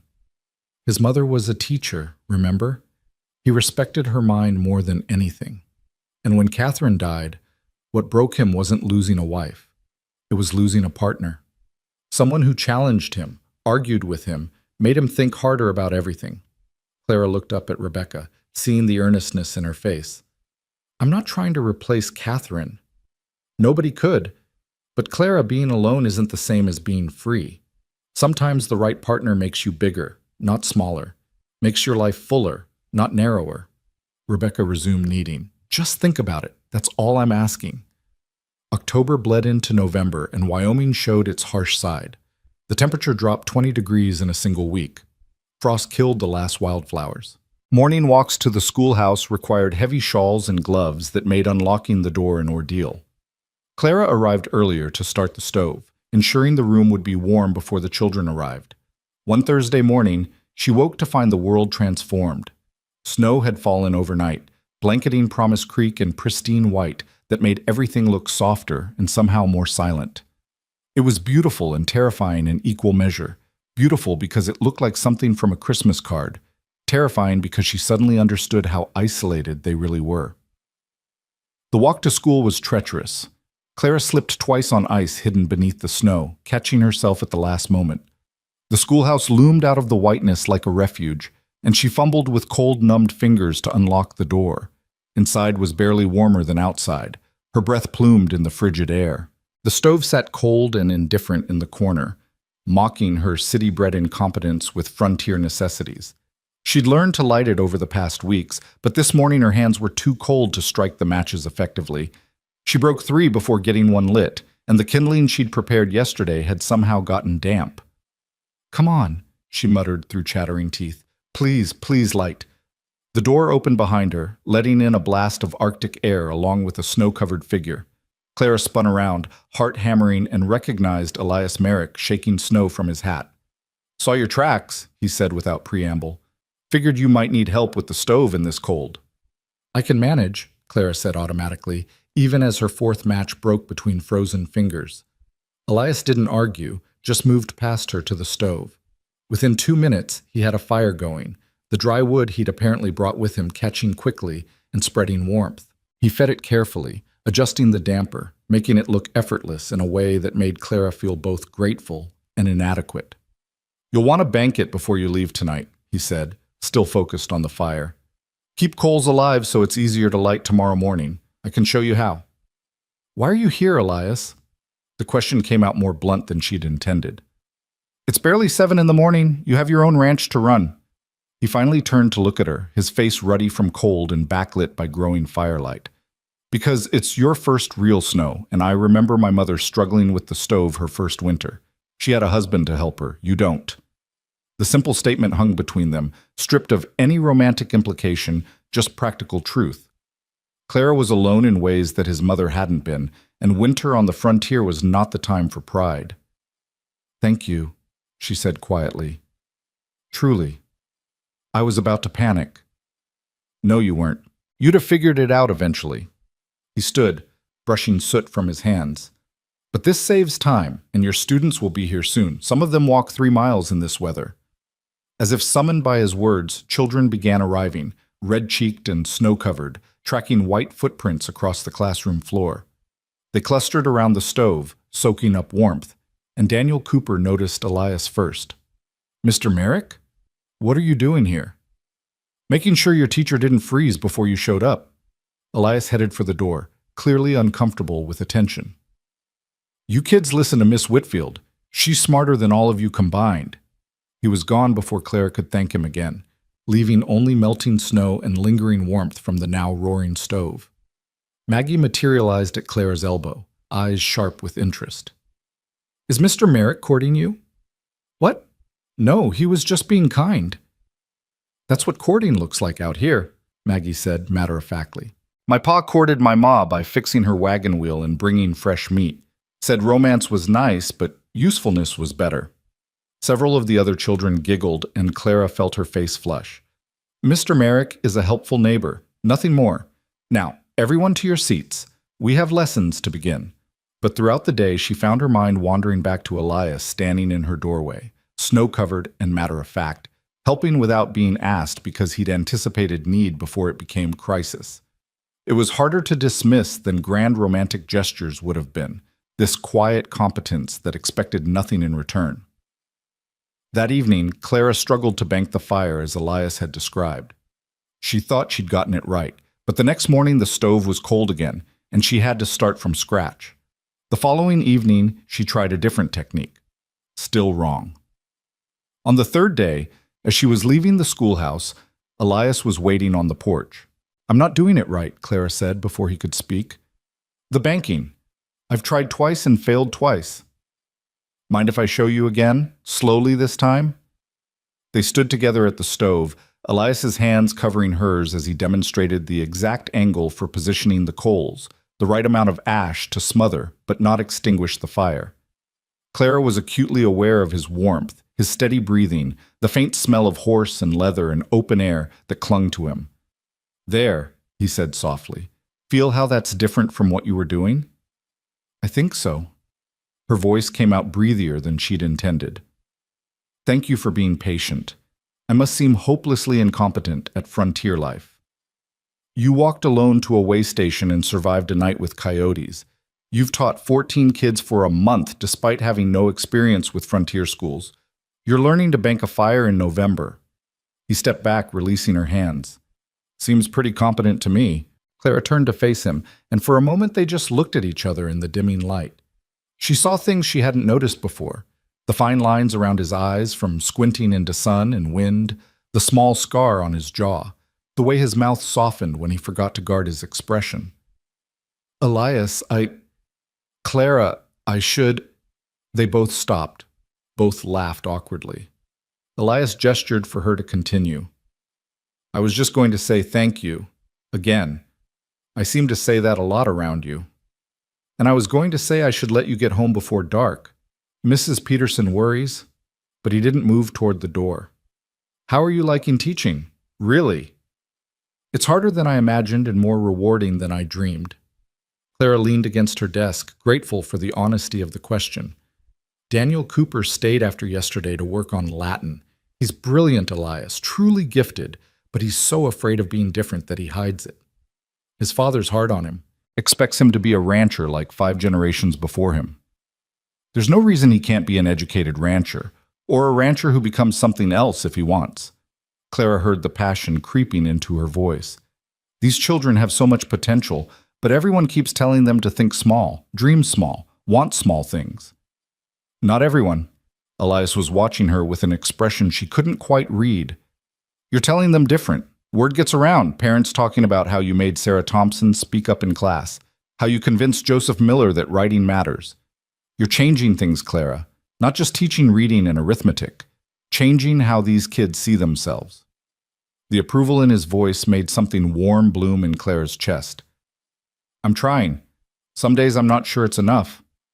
"It's enough." He said it with such certainty that she almost believed him. "My mother used to say one good teacher could change the trajectory of a child's entire life. You're that teacher for these kids." They stood in silence for a moment, the weight of his words settling around them. Then Elias cleared his throat, breaking the spell. "I should go. But Clara, if you need anything this winter, anything at all, send word through Rebecca. Promise Creek gets cut off sometimes when the snow's bad.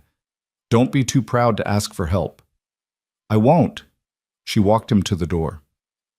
"And Elias, Rebecca's been inviting me for Sunday dinner for weeks. I think she's matchmaking." He groaned. "She's subtle as a mule kick, my sister. You don't have to come if it makes you uncomfortable." "I didn't say it made me uncomfortable." Clara surprised herself with the words. "Just wanted to make sure you knew what we were walking into." Elias's face did something complicated. Surprise, pleasure, uncertainty, hope, all flickering across his features too fast to track. "Well then, guess I'll see you Sunday." He left, and Clara stood in the doorway watching him ride away through the snow-covered street, wondering what exactly she'd just agreed to and why the prospect terrified and thrilled her in equal measure. November deepened into serious cold. The children came to school bundled in layers, their noses red and their fingers stiff. Clara learned to keep a pot of water warming on the stove so they could thaw their hands before trying to write. She learned which students walked the longest distances and made sure to keep them closest to the heat. She learned that Joseph Miller's surliness was partly hunger. His family struggled more than most, and started forgetting half her lunch where he could take it without losing pride. The lessons evolved too. She taught them geography using maps she'd brought from Philadelphia, showing them where they fit in the larger world. She taught them science by studying the snow itself, why it formed, how ice crystals grew, what made Wyoming winter so brutal. She taught them writing by having them document their own lives, preserving in ink the daily realities of frontier childhood. When historians look back 100 years from now, she told them, they'll want to know what it was really like. Not the sanitized versions in books, but the truth. You're writing that truth. Daniel Cooper wrote about the morning he'd found a calf frozen in a snowbank, despite his father's best efforts to protect the herd. Emma Hayes wrote about her mother teaching her to sew by lamplight while her father read aloud. Ruth Miller wrote 4 simple sentences about being afraid of the dark and how her brother sang to her until she fell asleep. Clara collected their papers like treasures, recognizing them for what they were, small windows into lives that would otherwise be forgotten. Stories that mattered even if no historian ever read them. The Sunday before Thanksgiving, Clara arrived at Rebecca's house to find it more crowded than usual. Tim's brother was visiting with his family. Rebecca's oldest friend and her husband had come from a neighboring ranch, and Elias was there, looking uncomfortable in the crowd but staying anyway. "Clara!" Rebecca swept her into the chaos. "Come meet everyone. This is my oldest friend Margaret and her husband John. They ranch about 10 miles out. Margaret and I came west on the same wagon train." The afternoon passed in a blur of food and conversation and children running underfoot. Clara found herself drawn into discussions about teaching methods, frontier politics, the prospect of Wyoming statehood. She held her own, arguing passionately about women's suffrage and educational funding, aware of Elias watching her from across the room with something that looked like admiration. After dinner, while the others cleaned up, Clara found herself on the porch with Elias, both of them escaping the crowded warmth for a moment of cold clarity. "You're good with people," Elias observed. "Even when you disagree with them, they like you." "My mother's skill. She could argue theology with the minister and have him laughing by the end." Clara pulled her shawl tighter against the bite of wind. "I think she would have liked it here. The frontier, I mean. The freedom to speak your mind. Would she have liked Promise Creek?" Clara considered this honestly. "I think she would have found it rough. She loved culture, art, music, things we had access to in Philadelphia, but she also valued substance over style. She'd have respected the people here, their grit." "What about you?" Elias turned to face her fully. "Do you like it here? Or are you still deciding?" "I like it more than I expected to." Clara met his gaze, something unspoken passing between them. "The teaching is everything I hoped for. The people are kinder than I deserved, given how I arrived. And the place itself, it's harsh, but there's beauty in that harshness, honesty. It gets harder before it gets easier. January, February, those are the brutal months. People go a little crazy from being shut in. Tempers run short." He paused. "I'm not trying to scare you. Just want you to know what's coming." "I appreciate that. But Elias, I'm not the girl who arrived here 2 months ago. I'm stronger now, more capable." She smiled. "Thanks in part to you. You keep showing up when I need help, but you never make me feel weak for needing it. That's a rare gift." "Clara, He stopped, struggling with words. "When I found you at that way station, you were the bravest person I'd ever seen. Terrified but brave. And watching you these past weeks, teaching those kids, learning this life, you're even braver than I thought." That's high praise from someone who's survived out here for years. Surviving's different from living. I've been surviving since Catherine died, just going through motions, doing what needed doing, not letting myself feel much of anything. He looked out at the snow-covered street, his profile sharp against the twilight. "Then you showed up, and I started feeling things again. Started wanting things." Clara's heart was hammering. "What things?" Before he could answer, the door burst open and Rebecca appeared, oblivious to the moment she was interrupting. You two will freeze to death out here. Come inside for pie. I made 3 kinds and they won't eat themselves." The spell broken, Elias stepped back and gestured for Clara to precede him inside. But as she passed, he caught her hand briefly, squeezing it once before letting go. That single gesture, that moment of connection, stayed with Clara all through dessert and goodbyes and the walk home through darkness. She lay in bed that night thinking about Elias Merrick, about the grief he carried and the careful way he was opening himself to possibility again, about how terrifying and wonderful it was to realize she was part of that possibility. "Don't rush this," she told herself firmly. "You have a whole life to build. Focus on that." But her dreams were full of strong hands and quiet competence, and a voice saying, "I started wanting things." And somewhere across town, Elias Merrick lay awake thinking about a woman who'd chosen courage over comfort, who taught children to dream bigger than their circumstances, who made him believe that maybe surviving could become living again if he was brave enough to reach for it. The next morning, the first real blizzard hit Promise Creek like God's own fury. Clara woke to a sound like the world ending. Wind howled around Mrs. Peterson's boarding house with a fury that made the windows rattle in their frames. Snow drove against the glass so hard it sounded like sand, and the temperature had dropped so far that frost crystallized on the inside of her window despite the fire downstairs. She could barely see the building across the street through the white chaos. Mrs. Peterson was already up when Clara came down, stoking the parlor fire and looking worried. "This is a bad one. Came in overnight without much warning. I don't think you should try for the schoolhouse today, dear." "But the children won't be coming either. Their parents aren't foolish enough to send them out in this." Mrs. Peterson pressed a cup of hot coffee into Clara's hands. "This is Wyoming teaching you respect, Clara. When the weather says stay home, you stay home. No argument." The other boarders emerged gradually, gathering near the fire in their robes and shawls. Even practical Annie Davis looked shaken. "I've seen bad storms, but this one's vicious. Came up too fast." The day stretched long and restless. Clara tried to work on lesson plans, but couldn't concentrate. She kept thinking about the schoolhouse, whether the fire had gone out, whether snow was getting in through some crack she hadn't noticed. She thought about her students scattered across Promise Creek and beyond, hoped they were all safe and warm. Most of all, she thought about Elias alone at his ranch 3 miles north. He'd be checking on his animals, making sure they had shelter, fighting through the storm to keep things alive. She told herself he'd done this 100 times before, that he knew how to survive Wyoming's worst. But worry gnawed at her anyway. By evening, the storm hadn't let up. If anything, it had intensified. Mrs. Peterson made a hearty stew for dinner, and the women gathered close to share body heat and companionship. Sophie Chen told stories about storms in China. Violet Nash read aloud from a novel.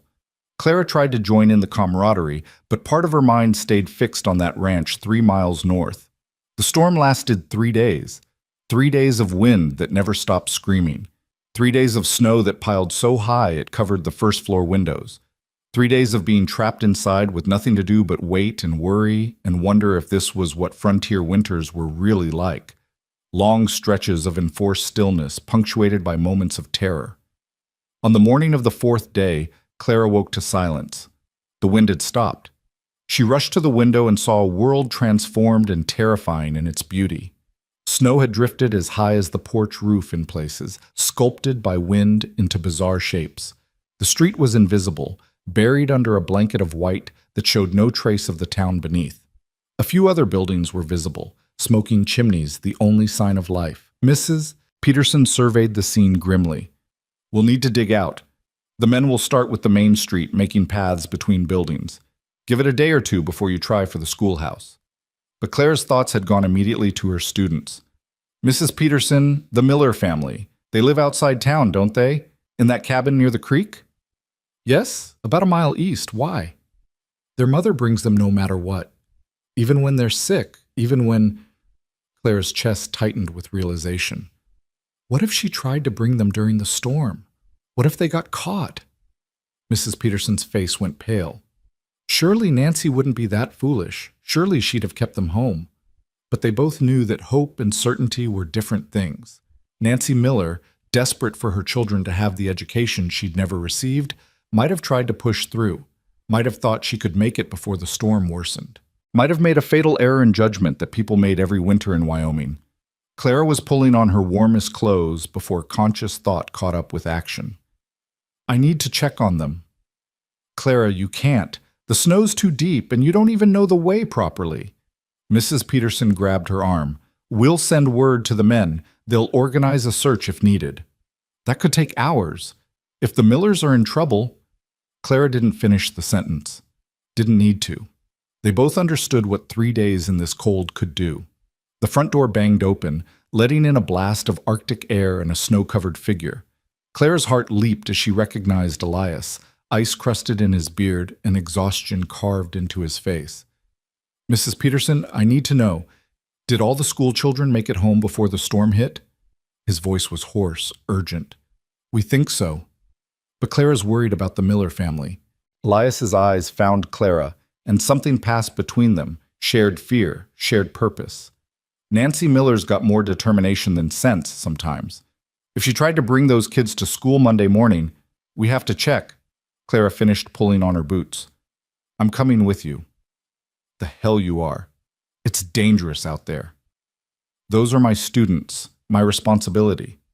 Clara met his gaze without flinching. And you can't check every family alone. You'll need help. They stared at each other, wills clashing silently. Finally, Elias cursed under his breath.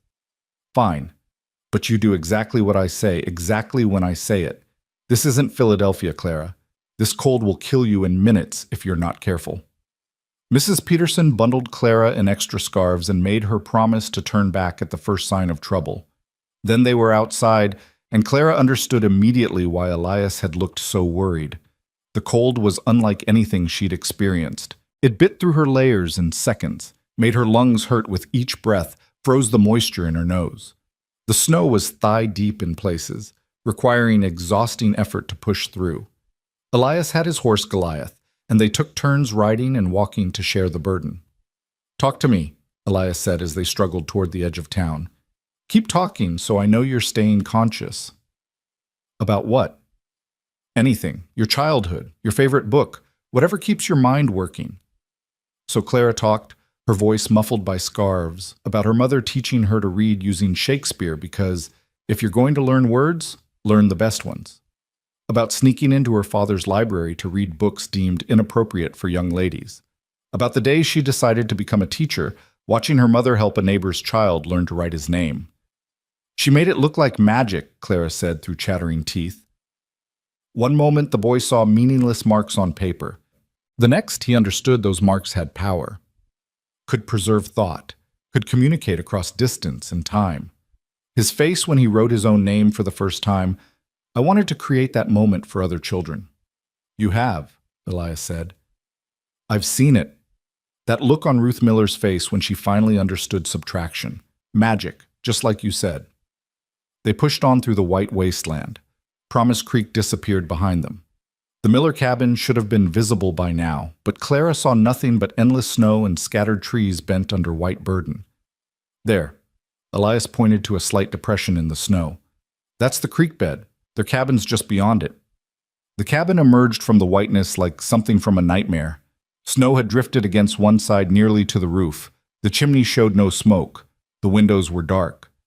Elias dismounted and waded through the drifts to the door, Clara struggling after him. He pounded hard. Nancy! Nancy Miller, are you in there? Silence. He tried the door, locked or blocked.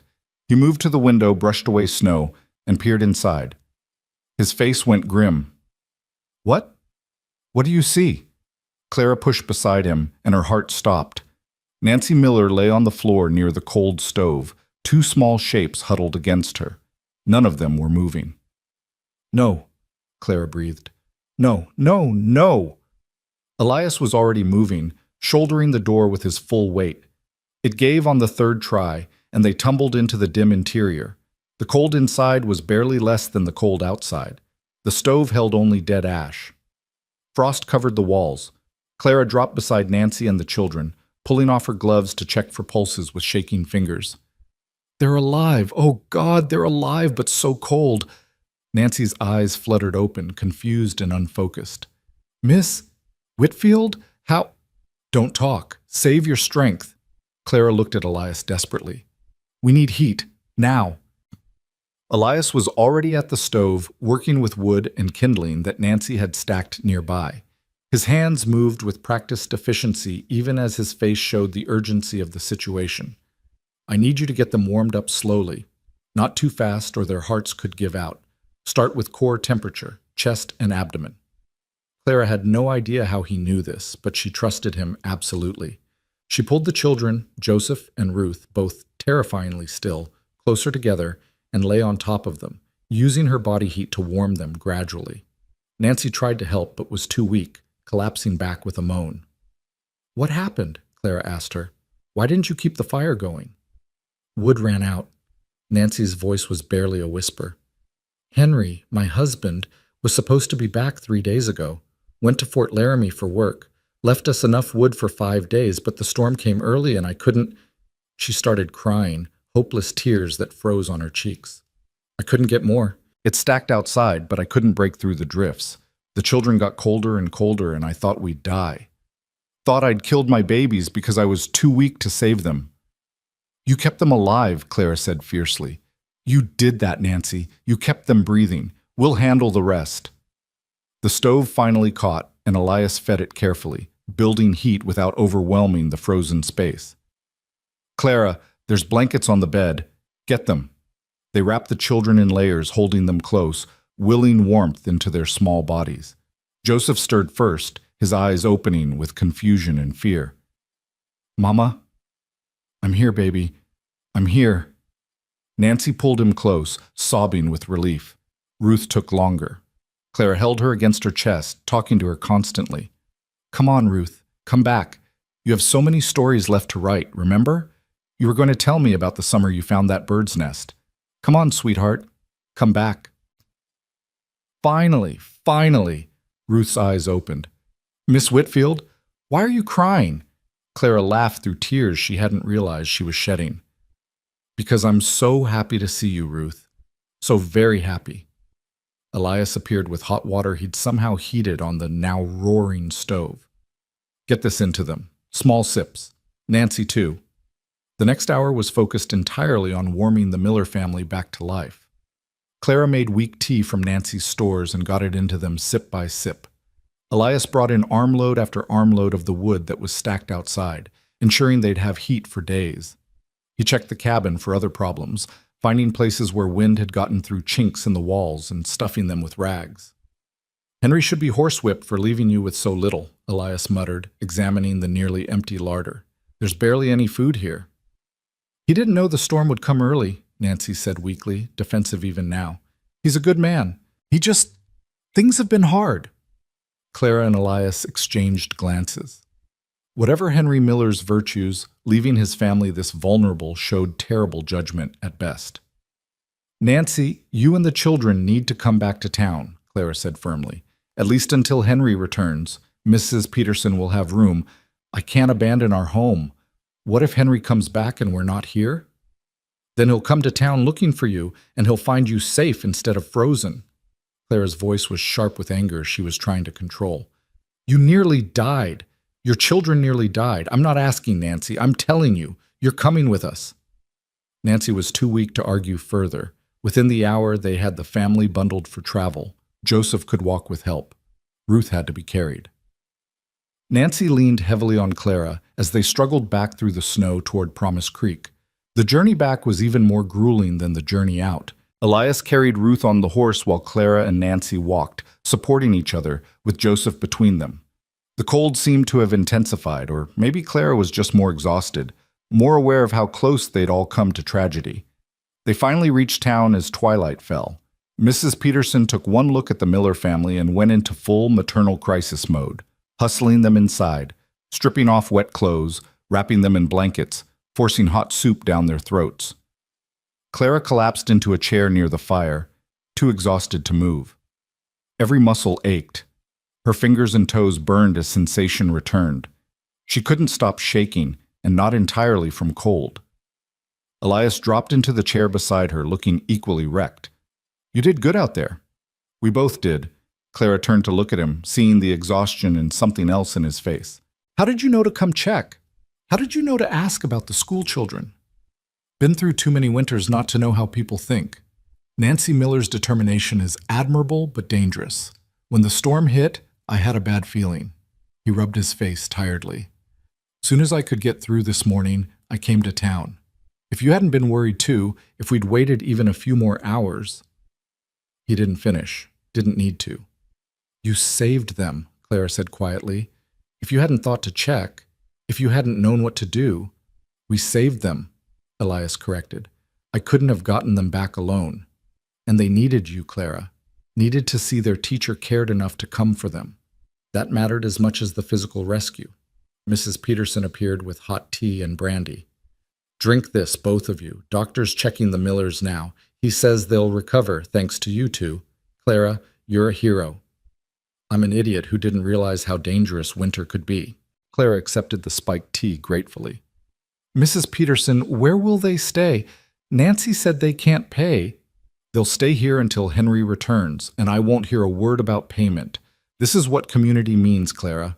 We take care of our own. She looked between Clara and Elias with an expression that was hard to read.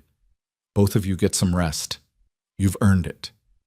Over the next few days, as the Miller family slowly recovered, the full story emerged. Henry Miller had indeed gone to Fort Laramie for work, backbreaking construction that paid desperately needed money. He'd planned to return before any storms hit, but his employer had kept extending the job, dangling more money that Henry couldn't afford to refuse. By the time he tried to leave, the blizzard had trapped him there just as thoroughly as it had trapped his family in Promise Creek. He's a good man, Nancy repeated to anyone who'd listen, and Clara believed her. But good men could make bad choices, and Henry Miller's choice to leave his family so vulnerable had nearly cost them everything. The children recovered quickly, resilient in the way of the young. Within 3 days, Ruth was asking about school, and Joseph was complaining about being cooped up inside. Clara visited them daily, bringing books and lessons, refusing to let their education lapse, even in crisis. On one visit, she found Ruth writing carefully on a piece of paper. What are you working on? A story, like you asked us to write. Ruth showed her the paper shyly. It's about being cold and scared, and then you coming. You looked like an angel, Miss Whitfield, an angel in a storm. Clara had to blink hard against sudden tears. Oh, Ruth, you're the angel. You and Joseph both. You survived something terrible. Because Mama kept us warm, and because you came. Ruth looked at her with those enormous brown eyes. Mr. Merrick came too. Are you going to marry him? The question was so unexpected that Clara nearly choked. What? No, why would you ask that? Because he looks at you the way Papa looks at Mama, like you're the best thing he ever saw. Clara didn't know how to respond to that, so she changed the subject. But Ruth's words stayed with her, echoing in her mind at odd moments. Did Elias look at her that way? And if he did, how did she feel about it? School reopened a week after the storm.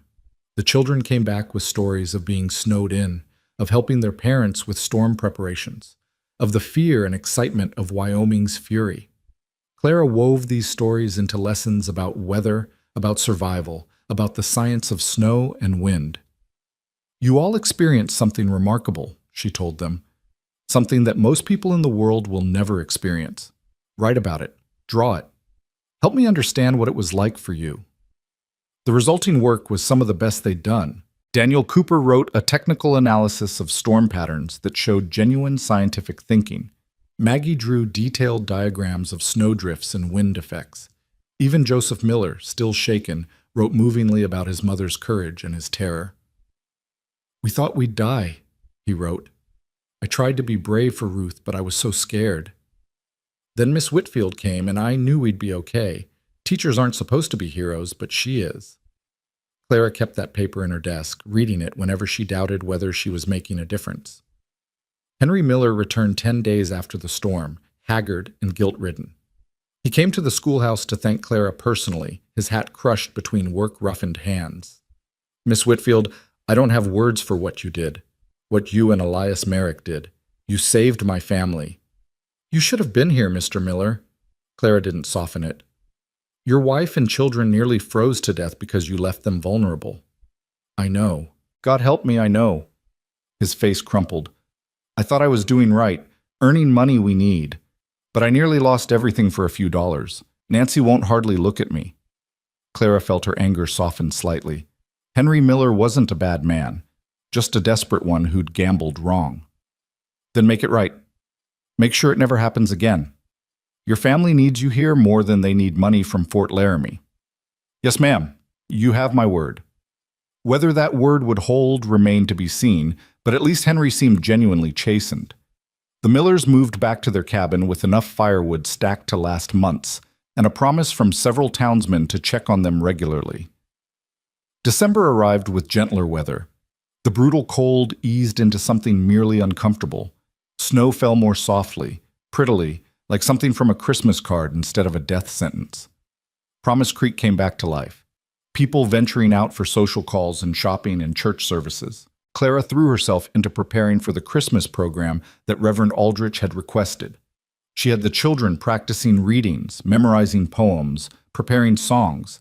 It gave structure to their days and excitement to look forward to, something the whole town could celebrate together after the storm's harsh reminder of mortality. Elias continued appearing at unpredictable intervals, always with some excuse. The stove needed checking. One of the window frames had come loose in the storm. He'd brought fresh venison that his sister thought Clara should have. Each visit was brief, practical, and left Clara wanting more. Rebecca continued her matchmaking with barely concealed glee. You should see how he talks about you when you're not around. Clara did this with the students. Clara handled that situation so well. It's Clara this and Clara that. The man's smitten. Rebecca, please, we're friends, barely that. We've known each other less than 3 months. Some people know in 3 minutes, some take 3 years. Time doesn't matter as much as truth. Rebecca wrapped Christmas packages with decisive movements. And the truth is, my brother's been half dead since Catherine, and you're bringing him back to life whether you mean to or not. I'm not trying to replace her, Clara said for what felt like the 100th time. Nobody could replace Catherine, but Clara, hearts are big enough for more than one love. The love he had for her doesn't stop him from growing a different love for you. Rebecca tied off a ribbon with a flourish. The question is whether you'll let yourself feel it back. That was the question, wasn't it? Clara lay awake nights thinking about it. She'd come west to escape one man's expectations and build her own life. Getting tangled up with Elias Merrick, kind, competent, grieving Elias, hadn't been part of any plan. But then again, falling asleep at a way station expecting to die hadn't been part of the plan either. And that had led to everything good in her current life. Maybe, she thought, the best things came unplanned. Maybe choosing to trust was its own kind of courage.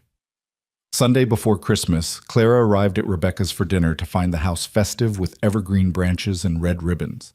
Tim and the children were decorating enthusiastically, if not skillfully. And Elias was there early, helping lift Tim's daughter Lucy so she could place a star on top of the small tree. Clara! Lucy shrieked with delight, wriggling out of Elias's arms to run over. We're making it beautiful. Uncle Elias brought the tree and Mama made cookies, and tonight we'll sing carols. The afternoon dissolved into warm chaos. They ate ham and potatoes and Rebecca's famous rolls. They sang carols around the piano that Rebecca played with more enthusiasm than skill. They drank mulled cider and told stories and watched Lucy and Thomas fight over who got to hang the next ornament. It was, Clara realized, the first real Christmas feeling she'd had since her mother died. The Whitfield household had been somber after that, her father too lost in grief and drink to celebrate much. But this was joy. Messy, loud, imperfect joy. She looked across the room and found Elias watching her, and the expression on his face made her breath catch. Ruth Miller had been right. He did look at her like she was the best thing he'd ever seen, like she was starlight and hope and possibility all wrapped in imperfect human form. And Clara realized with sudden clarity that she looked at him the same way. After dinner, while the others put the children to bed, Clara and Elias found themselves alone by the fire. The singing and laughter faded to a distant hum. The firelight painted everything in soft gold. And for once, they had time and space to actually talk without interruption or crisis or excuse. Clara, Elias started, then stopped. Started again. I need to tell you something. Her heart was pounding. I'm listening. When I found you at that way station, I thought I was just doing the decent thing, helping someone in trouble. No different than a dozen other times I'd helped folks. He stared into the fire, his profile sharp and honest. But then you woke up in my wagon, terrified but brave, and you demanded to know where I was taking you, and something in me, shifted. Clara waited, barely breathing. I'd been alone so long it felt normal, safe. I couldn't hurt if I didn't feel, couldn't lose if I didn't have. His voice went rough. But you made me want to feel again. Want to have. And that scared the hell out of me. It scares me too, Clara admitted quietly. I came here to be independent, to build my own life on my own terms. I didn't want to need anyone. But we all need people, Clara. That's not weakness, it's human. Elias finally turned to look at her. What happened with the Millers? Going out into that storm together. I couldn't have done that alone. Not really. We were stronger together than either of us could have been apart. I know. Claire's voice was barely above a whisper. I've been thinking the same thing. I'm not asking for promises. I know it's too soon, and you deserve time to be sure. Elias took a breath like he was about to jump off a cliff. But I'm asking permission to court you properly, to see if this thing between us could become something real. Clara looked at this man who'd saved her life and never mentioned it, who'd fixed her stove and taught her to survive, who'd ridden into a blizzard to protect children that weren't his own. She thought about his quiet competence, his unexpected understanding, the way he saw her as fully capable while still offering support. She thought about how he'd loved before and survived losing it, and how brave he was to risk loving again. Yes, she said simply. Yes, you have permission. The smile that broke across Elias's face was like sunrise, transforming everything. He reached out slowly, giving her time to pull away, and took her hand in his. His palm was calloused, warm, steady. Everything about him was steady. I'll do this right, he promised. Properly. The way you deserve. Just don't disappear on me, Clara said, squeezing his hand. I've gotten used to you showing up when I least expect it.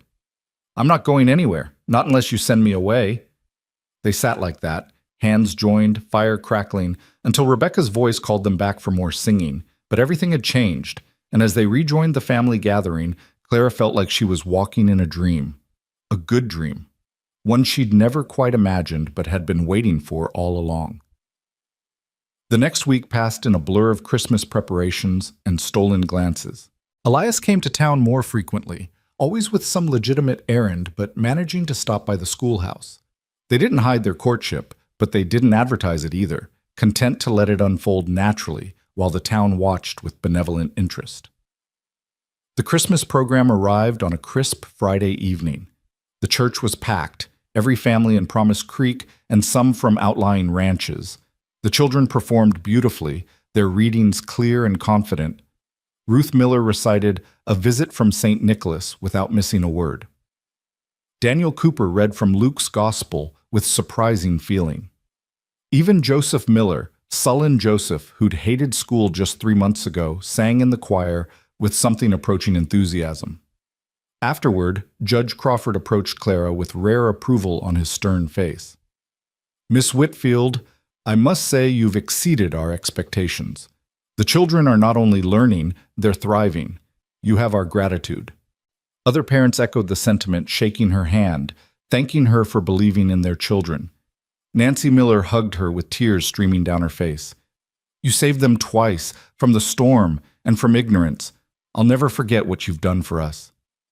Clara felt overwhelmed and humbled and proud all at once. This was why she'd become a teacher. Not for recognition, but for the quiet satisfaction of knowing she'd made a difference. These children would remember learning to read, to write, to think. They'd carry that knowledge into whatever futures they built. That mattered more than anything. She found Elias waiting at the edge of the crowd, holding 2 cups of punch and smiling. You look happy. I am. I really, truly am.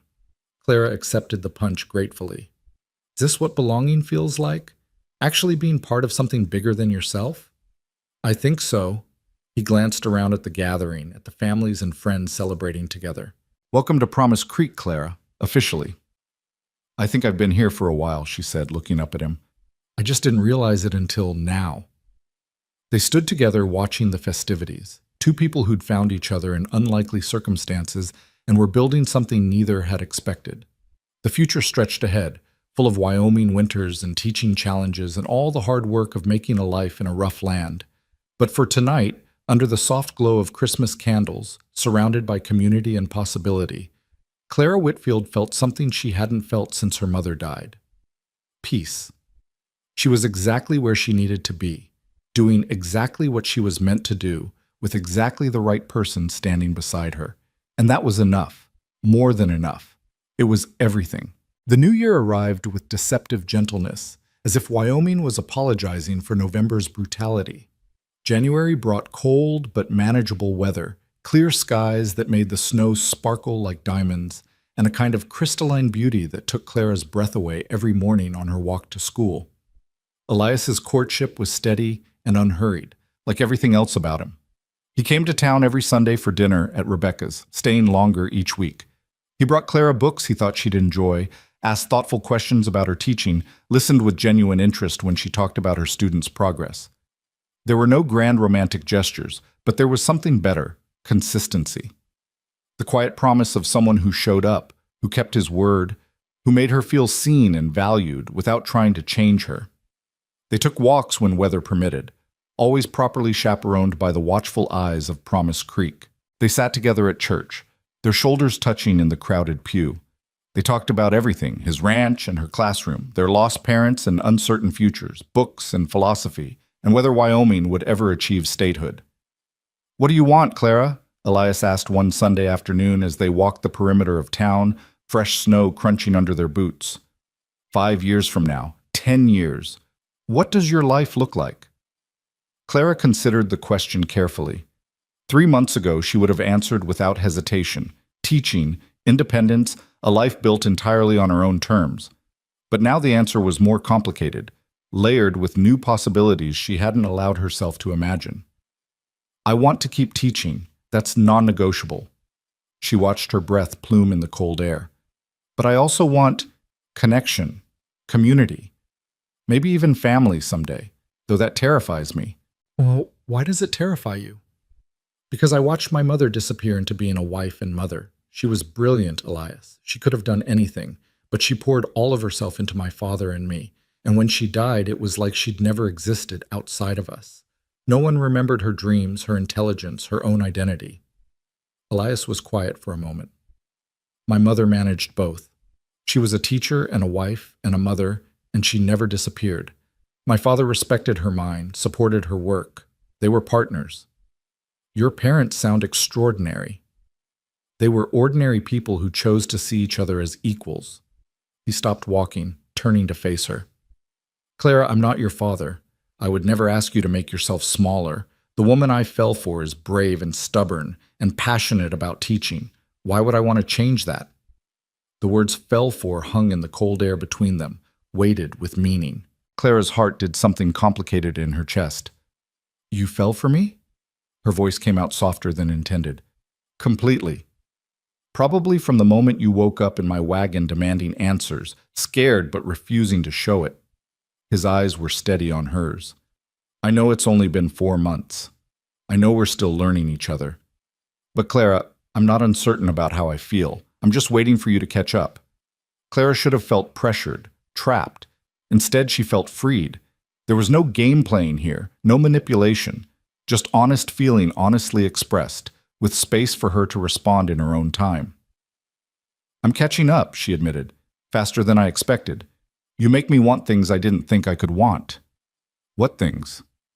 "A life that's mine, but also shared. Teaching that's supported rather than resented. Someone who sees my independence as strength instead of threat." She took a breath. "You, Elias. I want you." His smile was like spring breaking through winter. He reached for her hand, lacing their fingers together even through the gloves. "Then you have me. For as long as you'll keep me." They walked back toward town, hand in hand, and Clara felt something settle in her chest. Not the loss of freedom she'd feared, but the gain of partnership. The understanding that love didn't have to diminish. It could expand, making room for more versions of yourself than you'd imagined possible. February tested that understanding. The month brought the brutal cold Elias had warned about, temperatures that made January seem mild. It also brought a letter from Philadelphia that Mrs. Peterson handed Clara with obvious concern. Clara recognized her father's handwriting immediately, the slanted script that always looked like it was sliding downhill. She took it to her room before opening it, bracing herself for whatever news it contained. The letter was short and painfully typical. Her father was in trouble again, deeper this time. Bernard Ashworth had finally lost patience and was calling in debts, threatening legal action. Her father's health was failing from the drink. He needed money. He needed her. He needed her to come home and fix everything by agreeing to the marriage she'd fled. Clara read it twice, feeling emotions war inside her. Guilt warred with anger. Obligation warred with self-preservation. The girl who'd left Philadelphia would have felt crushed by this, overwhelmed by impossible responsibility. But the woman she'd become in Promise Creek felt something different: clarity. She wasn't responsible for her father's choices. She couldn't save him by sacrificing herself. And going back, giving up teaching, giving up the life she'd built, giving up Elias, wouldn't actually help. It would just feed her father's dependence and destroy her in the process. That evening, she showed the letter to Mrs. Peterson, then to Rebecca, and finally to Elias when he arrived for dinner. They sat in Rebecca's parlor, the letter between them like something toxic. "What are you going to do?" Elias asked quietly. "I'm going to write back and tell him no." Clara's voice was steady, despite the turmoil underneath. "I'll send what money I can spare, but I won't go back. I can't save him, Elias. I can only save myself." "That's not selfish," Rebecca said firmly. "That's survival." "It feels selfish. He's my father. He's alone and struggling. He's an adult who made his own choices," Elias interrupted gently. "You didn't make him drink. You didn't make him gamble. You didn't create his debts. And marrying Bernard Ashworth wouldn't solve anything. It would just transfer the dependency from your father to a husband you don't love." Clara knew he was right, but knowing didn't make it hurt less. "He'll never forgive me." "Maybe not. But Clara, you have to ask yourself, what's the cost of his forgiveness? Is it worth your whole life?" She thought about the schoolhouse, her students, the difference she was making. She thought about the community that had welcomed her, the women who'd become friends, the children who were learning to dream bigger than their circumstances. She thought about Elias, about the future they were building together. "No," she said finally, "it's not worth my whole life." The letter she wrote back was harder than anything she'd written before. She told her father she loved him, but couldn't return. She sent $20, half her personal funds for 2 months. She gave him the address of a charitable organization in Philadelphia that helped men struggling with drink. And she told him, as gently as she could, that he needed to save himself because she couldn't do it for him. It felt like cutting off a limb. It also felt like freedom. Elias stayed late that night, sitting with her by Rebecca's fire while she cried through the grief and guilt and relief. He didn't offer empty platitudes or try to fix her feelings. He just held her hand and let her process, solid and present and exactly what she needed. "My father would have liked you," Clara said eventually, wiping her eyes. "The man he used to be before my mother died. He was kind once, smart. He taught me to love books." "He gave you good things even if he couldn't sustain them," Elias said. "You can honor what was good while still protecting yourself from what's harmful." "When did you get so wise?" "Years of making mistakes and learning from them." He squeezed her hand. "Catherine dying taught me that we can't control everything. Sometimes terrible things happen, and there's nothing we could have done differently. The only choice is whether we let it destroy us or teach us." Clara looked at him, this man who'd lost so much and somehow remained open to love again. "What did it teach you?" "That life is fragile, that nothing's guaranteed, that if you find something good, you hold on to it with everything you have because tomorrow it might be gone." His eyes were intense on hers. "I found something good with you, Clara, and I'm not letting go unless you tell me to." "I'm not telling you to." She leaned into him, resting her head on his shoulder. "I'm holding on too." March brought the first hints of spring and an unexpected visitor. Clara was dismissing the children for the day when a well-dressed woman appeared in the schoolhouse doorway. She was perhaps 40, expensively clothed in a way that marked her as an outsider, with sharp eyes that took in everything. "Miss Whitfield? I'm Mrs. Harriet Chambers from the Territorial Education Board. I'm here to evaluate your teaching." Clara's stomach dropped. She hadn't been informed of any evaluation, hadn't prepared anything special. The classroom was in its usual state, cluttered with student work, chalk dust everywhere, a half-written lesson still on the board. "Of course. Please, come in." Clara scrambled to present herself professionally. "I apologize for the mess. We've been working on a science project about local wildlife." Mrs. Chambers walked slowly around the room, examining everything. She picked up student papers, studied the lesson plan on Clara's desk, ran her finger along the bookshelf. Her face revealed nothing. "Tell me about your curriculum," she said finally. Clara took a breath and launched into an explanation of her teaching methods. She talked about differentiated instruction for the wide age range, about incorporating local history and science, about teaching writing through personal narrative. She showed Mrs. Chambers examples of student work. Daniel Cooper's advanced mathematics, Ruth Miller's improved reading, Joseph Miller's storytelling. Mrs. Chambers listened without interrupting, occasionally making notes in a small book. When Clara finished, the evaluator was silent for a long moment. "Miss Whitfield, your classroom management is unconventional. Your methods don't align with standard pedagogical practices. Your record-keeping is somewhat haphazard." She paused, and Clara's heart sank. "However, your students are clearly thriving. I've reviewed their progress since you arrived. Reading comprehension up across the board, mathematical skills improved, and most notably, attendance has increased 20%. Clara blinked in surprise. "Attendance? Children want to come to school when taught by you. Parents are keeping their children enrolled instead of pulling them for farm work. That's the best metric of effective teaching." Mrs. Chambers closed her notebook. "You're doing excellent work here, Miss Whitfield. Keep it up." Relief flooded through Clara so intensely she felt lightheaded. "Thank you. I wasn't expecting evaluation. We never announce them. More authentic that way." Mrs. Chambers moved toward the door, then paused. "I also heard about your rescue of the Miller family during the blizzard. That kind of dedication to students is rare. Wyoming is lucky to have you." After she left, Clara sank into her desk chair, emotions overwhelming her. She'd passed. Not just passed, excelled. Her teaching was officially recognized as good, validated by someone whose opinion mattered. The girl from Philadelphia who'd fled west with nothing but a certificate and hope had proven herself. She couldn't wait to tell Elias. That Sunday, he brought her to his ranch for the first time. Clara had imagined it dozens of times based on his descriptions, but reality was better. The house was solid and well-built, logs chinked carefully against the wind. Inside was sparse but comfortable, handmade furniture, a large fireplace, windows positioned to catch morning light.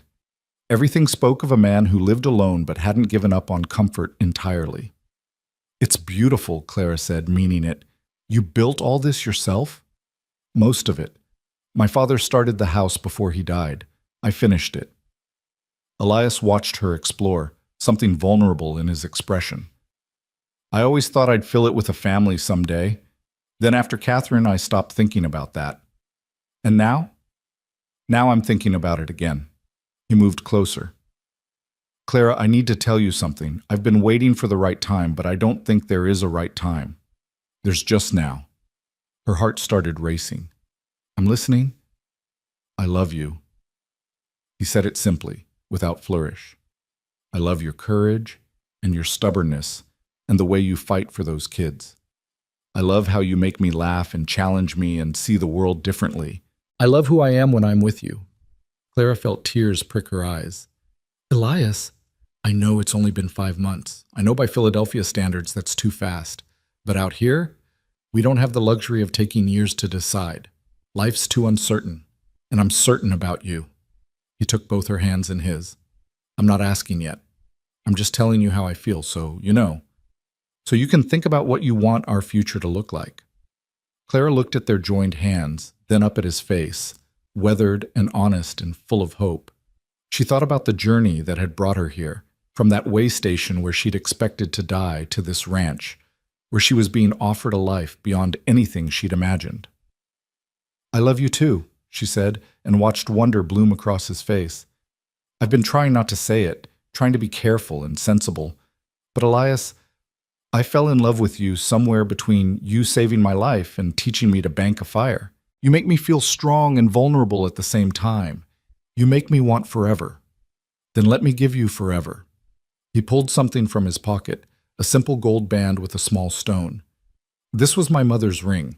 She told me before she died to give it to someone who'd honor both the teaching and the loving, someone who'd be a partner, not a decoration." Clara stared at the ring, her breath catching. "Marry me, Clara. Not because you need saving or because frontier life requires it. Marry me because we're better together than apart. Because I want to wake up every day knowing you're building the life you want, and I get to be part of it." His voice was steady, but his hands shook slightly. "Teach your students, change the world, be exactly who you are. Just let me stand beside you while you do it." The proposal was everything Clara hadn't known she needed. No demands for her to change, no expectations that marriage would diminish her teaching, just an offer of partnership with someone who saw her completely and loved what he saw. "Yes." The word came out choked with tears. "Yes, I'll marry you." The ring slid onto her finger perfectly, like it had been waiting for her all along. Elias pulled her close and kissed her, and Clara felt the last pieces of her old life fall away. She wasn't running anymore. She wasn't afraid. She was choosing, actively, deliberately choosing this man, this place, this future. When they finally pulled apart, both laughing and crying, Elias rested his forehead against hers. "Rebecca's going to be insufferable.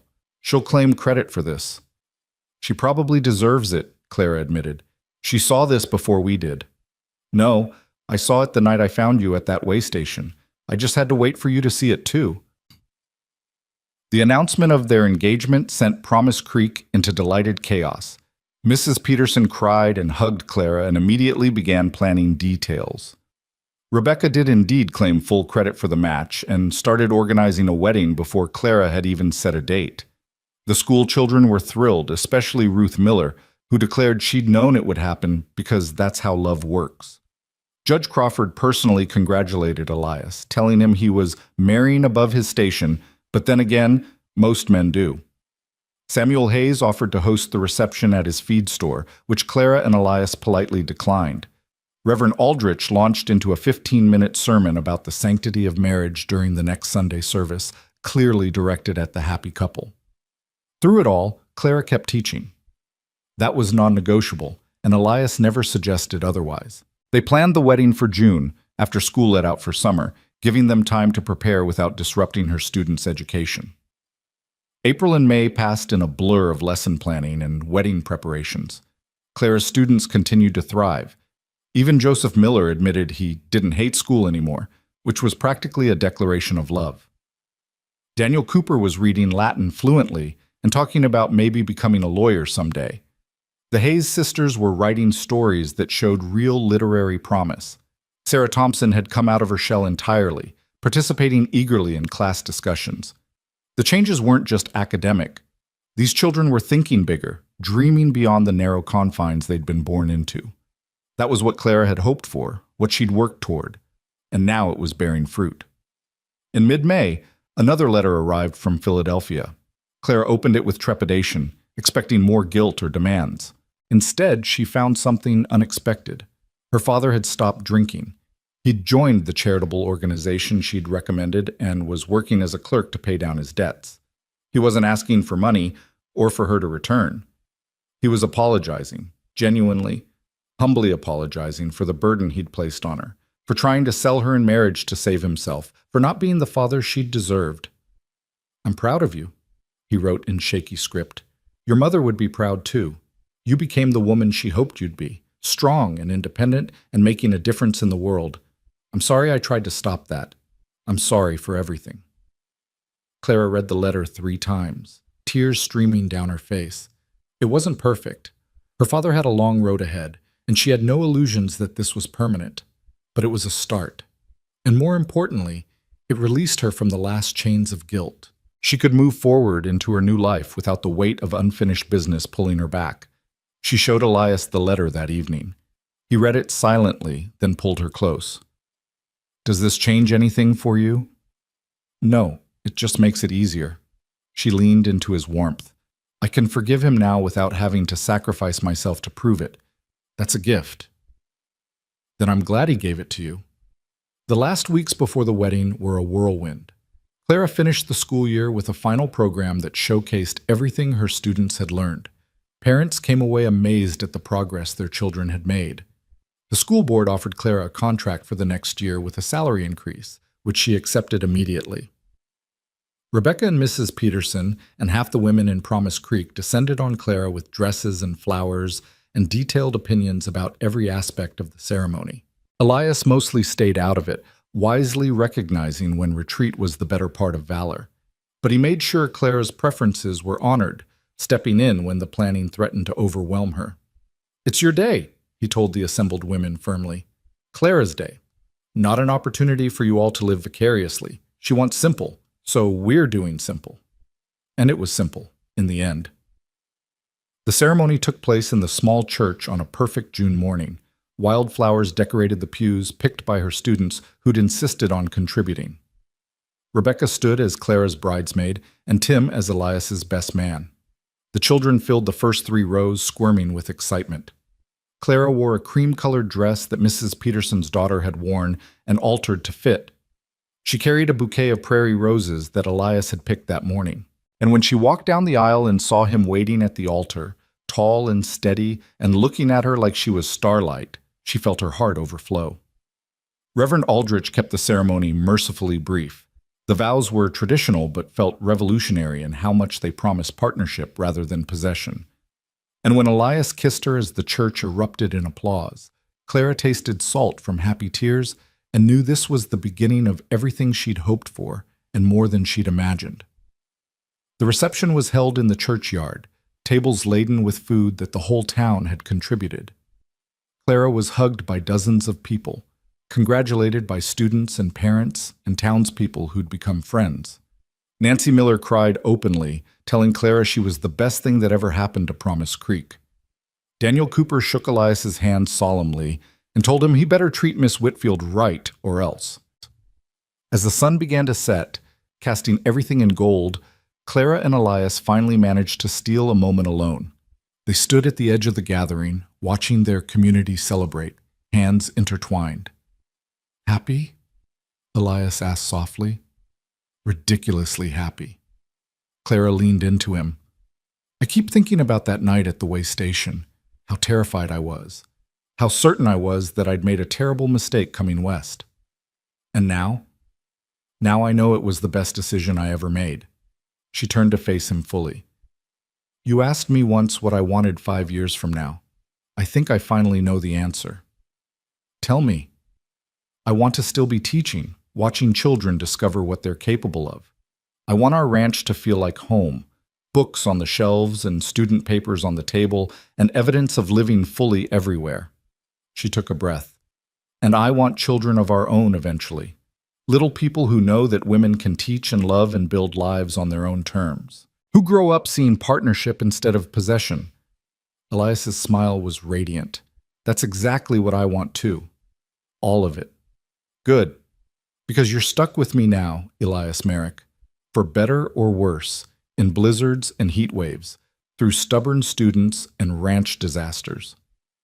"Wouldn't have it any other way, Clara Merrick." He said her new name like a benediction. "Wouldn't have it any other way." They rejoined the celebration, dancing and laughing and soaking up the joy of community and chosen family. And when the party finally ended and they rode back to the ranch together, Clara's trunk secured in the same wagon that had rescued her months before, she marveled at how far she'd come. From Philadelphia to Promise Creek, from desperate flight to deliberate choice, from the girl who'd fallen asleep beside her luggage expecting to die to the woman who'd been lifted into a wagon by a quiet cowboy and carried toward an unexpected future. The ranch house glowed with lamplight as they approached, looking warm and welcoming in the gathering dusk. Elias helped Clara down from the wagon, and they stood for a moment looking at their home. Not his anymore, but theirs. "Welcome home, Mrs. Merrick," Elias said, offering his hand. Clara took it, lacing their fingers together. Home, she repeated softly, testing the word. It fit perfectly, not because it was a place, but because it was a person. Because home was wherever Elias stood beside her, wherever her students learned and grew, wherever she could build a life on her own terms while knowing she wasn't alone. They walked inside together, closing the door on the Wyoming night, and Clara finally understood what her mother had tried to tell her all those years ago. Love didn't have to make you smaller. With the right person, love made you infinite, expanding your capacity for joy and courage and becoming more than you could have been alone. She'd come west running from one man's expectations. She'd found another man entirely, one who expected nothing except that she be fully herself. And in that freedom, in that partnership, Clara Whitfield Merrick had found not just survival but flourishing. The frontier had tried to kill her. Instead, it had remade her into someone stronger, braver, more completely alive than the girl who'd left Philadelphia could have imagined. And tomorrow she'd wake up in this house she'd helped build into a home, and she'd walk to that schoolhouse where her students waited, and she'd continue the work of changing young lives one lesson at a time. But tonight she was simply a woman who'd been saved by a cowboy's kindness and had discovered that being saved didn't mean being diminished, that accepting help didn't negate independence, that love, real love, made room for everything you were and everything you wanted to become. Clara Merrick fell asleep that night in her husband's arms, in the home they'd built together, in the life she'd chosen with eyes wide open and heart fully engaged. And her last thought before sleep claimed her was simple and true and everything she needed. She was home. She was loved. She was exactly where she belonged. And the story that had begun with a girl sleeping beside her luggage at the edge of the world had become a story of transformation and courage and love that honored both the woman she'd been and the woman she'd become. It was, she thought, a pretty good story after all. And the best part was that it was only the beginning. The two https youtube.com/watch VEEP5QVUYIOOS. Here's a 5-part cinematic summary in American storytelling style, retitled with fresh character names to avoid duplication in your CB project. Tone: dramatic, romantic frontier narrative. Complete arc with closure. What? Title: She slept beside her luggage until the cowboy lifted her into his wagon. 1. Opening. The girl at the edge of the world. Under a merciless Wyoming sun, Clara Whitfield, a 19-year-old teacher from Philadelphia, sat beside her 2 leather trunks at a desolate way station 5 miles from Promise Creek. She'd spent her last $3 chasing a dream of teaching on the frontier, but the stagecoach driver abandoned her after a quarrel. As twilight fell and coyotes howled, she huddled by her bags, trembling at her own foolishness. Exhaustion finally claimed her, just as wagon wheels creaked through the night and a shadow fell across her sleeping form. 2. Rising action. The stranger and the town. Elias Merrick, a rugged horse rancher, spotted the sleeping girl and couldn't leave her to the wolves, or worse. Lifting her gently into his wagon, he drove her through the moonlight to Promise Creek. She awoke in fright, demanding answers, only to realize he'd saved her. Their wary conversation softened into mutual respect. In town, the boarding house keeper fussed over Clara while Elias disappeared into the night. By dawn, she began her new post at the one-room schoolhouse, poorly furnished but full of promise. Yet as she unpacked her books and dreams, her mind returned to the man who'd wordlessly carried her out of danger. 3. Climax. Lessons, losses, and the blizzard ride. Weeks later, as the schoolhouse came alive with laughter, Elias repaired her stove and taught her to ride a gentle chestnut mare named Maple. Their connection deepened over shared memories of loss, his father at Shiloh, her mother to illness, until affection grew in the quiet spaces between lessons. Then winter struck. When a blizzard trapped Clara at her isolated cabin, Elias rode through the storm to rescue her. Wrapped in his coat, clinging to his warmth as his horse pushed through white oblivion, she realized how much trust and love had already taken root between them. That night, safe by Mrs. Peterson's fire, he spoke her name softly for the first time, and something in her heart shifted forever. 4. Resolution, the courtship, and the choice. Snow melted into spring, and what began as gratitude became an open courtship. Elias admired Clara's fierce independence. She admired his integrity and calm strength. Their dinners in town were talk of Promise Creek. Over pie and coffee, she confessed the truth about leaving Philadelphia, her father's debts, the suitor she refused, the need to live with purpose. Elias listened without judgment, only admiration. By February, he invited her to his ranch, a solid home built with his own hands, already prepared for a family. Before the fire, he took her hand and, with quiet conviction, asked her to marry him. Her yes was tearful, certain, and complete. 5. Breakthrough and ending, from rescue to home. June brought wildflowers and wedding bells. The townsfolk filled the small church, her students carrying a quilt stitched with lessons they'd learned under Miss Whitfield. When Elias kissed her as Mrs. Merrick, it was gentle, reverent, and full of promise. As they rode back to the ranch, the same road where he'd once found her asleep beside her luggage, Clara gazed at the open plains and thought of how far she'd come. She wasn't a lost girl anymore. She was a teacher, a wife, and a woman who had crossed a continent to find not just survival, but belonging. When Elias handed her the reins and said, "Welcome home," she smiled through tears and whispered, "Home," knowing this love, born in dust and moonlight, would carry them through every season ahead.